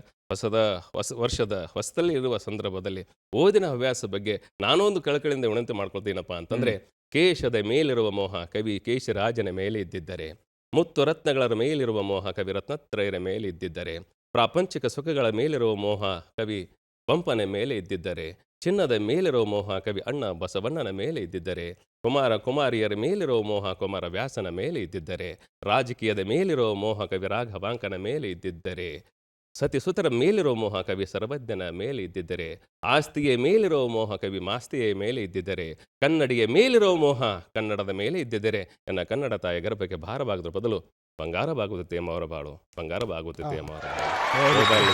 ಬಿಡಿ, ಪುಸ್ತಕವನ್ನು ಓದಿ ಸಾಹಿತ್ಯ ಲೋಕಕ್ಕೆ ತಮ್ಮದೇ ಆಗಿರ್ತದೆ ಕೊಡಿ ಅನ್ನೋದು ನನ್ನ ಈ ವರ್ಷದ ಒಂದು ನಿರೀಕ್ಷೆ ಸರ್. ಧನ್ಯವಾದ. ಅಂದರೆ ಮೊಬೈಲ್ ಚಟಗಳನ್ನು ಕಡಿಮೆ ಮಾಡಿ ಪುಸ್ತಕದ ಕಡೆ ಒಲವು ತೋರಿಸಿ, ಒಳ್ಳೆ ಕಾರ್ಯಕ್ರಮದ ಕಡೆ ಒಲವು ತೋರಿಸಿ ಅಂತಕ್ಕಂಥ ನಿಮ್ಮ ಅನುಭವನ ನಾನು ಭಾಳ ಮೆಚ್ಕೊಂಡಿದ್ದೀನಿ. ತುಂಬ ಚೆನ್ನಾಗಿದೆ. ಈಗ ಇತ್ತೀಚೆಗೆ ಬರೀ ಪುಸ್ತಕಗಳಲ್ಲ, ಪುಸ್ತಕವನ್ನು ಓದಿದ ಮೇಲೆ ಮಸ್ತಕವನ್ನು ಗಟ್ಟಿ ಮಾಡ್ಕೊಳ್ಳಿ. ಹಾಂ, ಖಂಡಿತ ಹೇಳಿ. ಮಸ್ತಕವನ್ನು ಗಟ್ಟಿ ಮಾಡ್ಕೋಬೇಕು. ಮಸ್ತಕ ಗಟ್ಟಿ ಮಾಡ್ಕೋಬೇಕು, ಪುಸ್ತಕ ಓದೋದಷ್ಟೇ ಅಲ್ಲ. ಆಮೇಲೆ ಎಲ್ಲರೂ ಹೇಳಿದ್ದೇನಪ್ಪ ಅಂತಂದರೆ, ಈಗ ಹಳೆಯ ವರ್ಷದ ಕ್ಯಾಲೆಂಡರ್ನ ಬದಲಾವಣೆ ಮಾಡ್ತೀವಿ, ಹೊಸ ಕ್ಯಾಲೆಂಡರ್ ಬರುತ್ತೆ. ಹಳೆಯ ವರ್ಷದ ಕ್ಯಾಲೆಂಡ್ರಲ್ಲಿ ಅನೇಕ ಡೇಟ್ಗಳು ನಮಗೆ ಇರುಸು ಮುರುಸಾಗಿರುತ್ತೆ. ಯಾವುದೋ ಡೇಟ್ಗೆ ಏನೋ ತೊಂದರೆ ಆಗಿದ್ದು, ಎಲ್ಲೋ ತೊಗೊಂಡೋಗಿ ಗಾಡಿನ ಗುದ್ದಿದ್ದು, ಅಥವಾ ಯಾವಳ ಜೊತೆಯಲ್ಲೋ ಜಗಳ ಮಾಡಿದ್ದು, ಅಥವಾ ಮನೆಯಲ್ಲಿ ಫೈಟಿಂಗ್ ಮಾಡಿದ್ದು, ಈ ಮಾಡುವಾಗ ಬಿದ್ದದ್ದು, ವಾಕಿಂಗ್ ಮಾಡೋ ಅದನ್ನು ಯಾಕೆ ನೆನಪು ಮಾಡ್ತೀರಾ? ನಾನು ಆರಾಮಾಗಿ ಕೂತಿರೋವಾಗ 3 ತಿಂಗಳಿಂದ ಬಿದ್ದಿದ್ದು ನೆನಪು ಮಾಡ್ತಾ ಇದ್ದಾರೆ. ಅದನ್ನ ಆಗಲೇ ಅವ್ರು ಜ್ಞಾಪಿಸ್ಕೊಂಡಿದ್ದು ಇನ್ನೊಂದಿದಲ್ಲ, ಮನುಷ್ಯ ಎಡುತ್ತಾನೆ, ಆದ್ರೆ ಎಡುವುದಲ್ಲೇ ಎಡುವುದು ಅವನಿಗೆ ಬೇಕಪ್ಪ ಅಂತಾರೆ ಅಂತ. ಆ ಥರ ಆಗದ್ ಬೇಡ ನಾವ್ಯಾರು. ನೀವು ಅದನ್ನಿನ್ನೂ ನೀವು ಹೇಳಿದ್ದೆ ಚೆನ್ನಾಗಿತ್ತು. ಸೊ ಅದನ್ನೆಲ್ಲ ಬಿಟ್ಟಾಕೋಣ ಅಂತ, ಅದನ್ನೆಲ್ಲ ಬಿಟ್ಟಾಕ್ಬೋಣ. ಹೊಸ ವರ್ಷದ ನಿರೀಕ್ಷೆಗಳನ್ನ ಇಟ್ಕೊಳ್ಳೋಣ. ಈಗ ಒಂದೇ ಜೋಕಿಗೆ 2 ಸಲ ನಗಲ್ಲ, ಕರೆಕ್ಟಾ? ಒಂದೇ ದುಃಖಕ್ಕೆ ಅಥವಾ ಒಂದೇ ಶೋಕಕ್ಕೆ ಎಷ್ಟು ಸಲ ನೀವು ಅಳ್ತೀರಾ? ಅಯ್ಯೋ ನನ್ನ ಈ ಥರ ಆಗೋಯ್ತು ಅಂತ. ಅದು ಯಾರೊಬ್ರು ತೀರ್ಕೊಂಡಿರ್ತಾರೆ, ಬಂದವ್ರ ಜೊತೆಯಲ್ಲೆಲ್ಲ 6 ತಿಂಗಳು ಬಿಟ್ಟು ಬೇಡ, ಅದು ಅಲ್ಲಲ್ಲಿ ಬಿಟ್ಟಾಕಿ, ಹಳೇದನ್ನು ಬಿಟ್ಟು ಹಾಕಬೇಕು, ಹೊಸದರತ್ತ ಗಮನ ಮಾಡಬೇಕು. ಒಂದು ಜೋಕಿಗೆ ಒಂದು ನಗೆ ಇದ್ದಂತೆ ಒಂದು ಶೋಕಕ್ಕೆ ಒಂದೇನೇ ದುಃಖ ಆಗಬೇಕು. ಸೊ ಈ ಥರ ನಾವು ಜೀವನದಲ್ಲಿ ಕಲ್ಟಿವೇಟ್ ಮಾಡ್ಕೋಬೇಕು. ಆಮೇಲೆ ನಮ್ಮ ಪುಣ್ಯ ಇದು ಭಾರತ ದೇಶದಲ್ಲಿ ನಾವು ಹುಟ್ಟಿದ್ದೀವಿ, ಎಲ್ಲ ದೇಶಗಳನ್ನು ಸುತ್ತು ಬಂದಿದ್ದೀವಿ. ಇಂತಹ ಒಂದು ಸಂಸ್ಕೃತಿ ಆಗಲಿ, ಹೊಂದಾಣಿಕೆ ಆಗಲಿ, ಮತ್ತು ಒಬ್ರನ್ನೊಬ್ರು ಕೇರ್ ಮಾಡ್ತಕ್ಕಂಥದ್ದು ಇದೆಯಲ್ಲ, ಬಿದ್ದಾಗ ಒಬ್ಬ ಬಂದು ಎಬ್ಬಿಸ್ತಾನೆ. ವಿದೇಶದಲ್ಲಿ ಹಂಗೆ ಆಗೋಕ್ಕೆ ಸಾಧ್ಯವೇ ಇಲ್ಲ. ಪೊಲೀಸೇ ಬರಬೇಕು, ನಿಮ್ಮನ್ನ ಎಬ್ಸೋಲ್ಲ. ರಸ್ತೆಯಲ್ಲಿ ಒಂದು ಪರ್ಸ್ ಎಸ್ತಿದ್ರು ಕೂಡ ಯಾರು ತೆಗಿಯಲ್ಲ, ಪೊಲೀಸೇ ಬಂದು ತೆಗಿಬೇಕು. ಬಟ್ ಇಲ್ಲಿ ಹಂಗಲ್ಲ, ಇಲ್ಲಿ ಯಾರೊಬ್ಬರು ಬರ್ತಾರೆ, ಕೈ ಹಾಕ್ತಾರೆ, ಜೋಡಿಸ್ತಾರೆ, ಇದು ಮಾಡ್ತಾರೆ. ನಾವು ಹೈವೇಗಳಲ್ಲಿ ಕಾರ್ ತೊಗೊಂಡು ಹೋಗೋವಾಗ ಕೆಟ್ಟಾಗಿ ಯಾರೋ ಬಂದು ನಮಗೆ ಸಹಾಯ ಮಾಡ್ತಾರೆ. ಆ ಥರ ಒಳ್ಳೆಯದನ್ನು ನಾವು ಕಲ್ತ್ಕೊಳ್ಳೋಣ. ಆಮೇಲೆ ನಮ್ಮ ಸಂಪಾದನೆ ದೇವರು ನಮ್ಮನ್ನು ಎಲ್ಲ ಇಟ್ಟು ಈ ಲೆವೆಲಲ್ಲಿ ಇವತ್ತು ಇಟ್ಟಿದ್ದಾನೆ. ಅಟ್ಲೀಸ್ಟ್ ನಿಮ್ಮ ಮನೇಲಿ ಟಿ ವಿ ಇದೆ, ಟಿ ವಿನೇ ಇಲ್ಲದೆ ಇರೋ ಮನೆಗಳು ಬಹಳ ಇವೆ. ಆದ್ದರಿಂದ ಸಂಪಾದನೆ ಒಂದು ಭಾಗವನ್ನು ಬಡವರಿಗೋಸ್ಕರವಾಗಿ ಅಥವಾ ಯಾರು ನಮಗಿಂತ ಕಡಿಮೆ ಇದರಲ್ಲಿದ್ದಾರೋ ಅದಕ್ಕೆ ನಾವು ಮುಡುಪಾಗೋಣ ಅಂತ ಹೇಳ್ತಾ, ಹೊಸ ವರ್ಷ 2024 ಇದೀಗ ಬರ್ತಾ ಇದೆ. ಈ ಹೊಸ ವರ್ಷ 24ರಲ್ಲಿ ಸಂತಸದ ಹೊಳೆ ಹರಿಯಲಿ, ನಿಮ್ಮ ಮನಸ್ಸಿನ ತುಂಬ ಒಳ್ಳೆಯ ಆಲೋಚನೆಗಳೇ ಬರಲಿ, ಹಳೆಯ ನೆನಪುಗಳನ್ನು ಬೇಸರಗಳನ್ನು ಬಿಡೋಣ, ಹೊಸ ದಿಗಂತದತ್ತ ಹೊಸ ಲೋಕದತ್ತ ನಾವು ನಮ್ಮ ಮನಸ್ಸನ್ನು ಹರಿಸೋಣ ಅಂತ ಹೇಳ್ತಾ, ನಿಮ್ಮೆಲ್ಲರಿಗೂ ಶುಭವಾಗಲಿ ಅಂತ ಹೇಳಿ ಕಾರ್ಯಕ್ರಮ ಮುಗಿಸ್ಲಿಕ್ಕೆ ಅನುಮತಿ ಕೇಳ್ತಾ ಇದ್ದೀನಿ. ನಮಸ್ಕಾರ.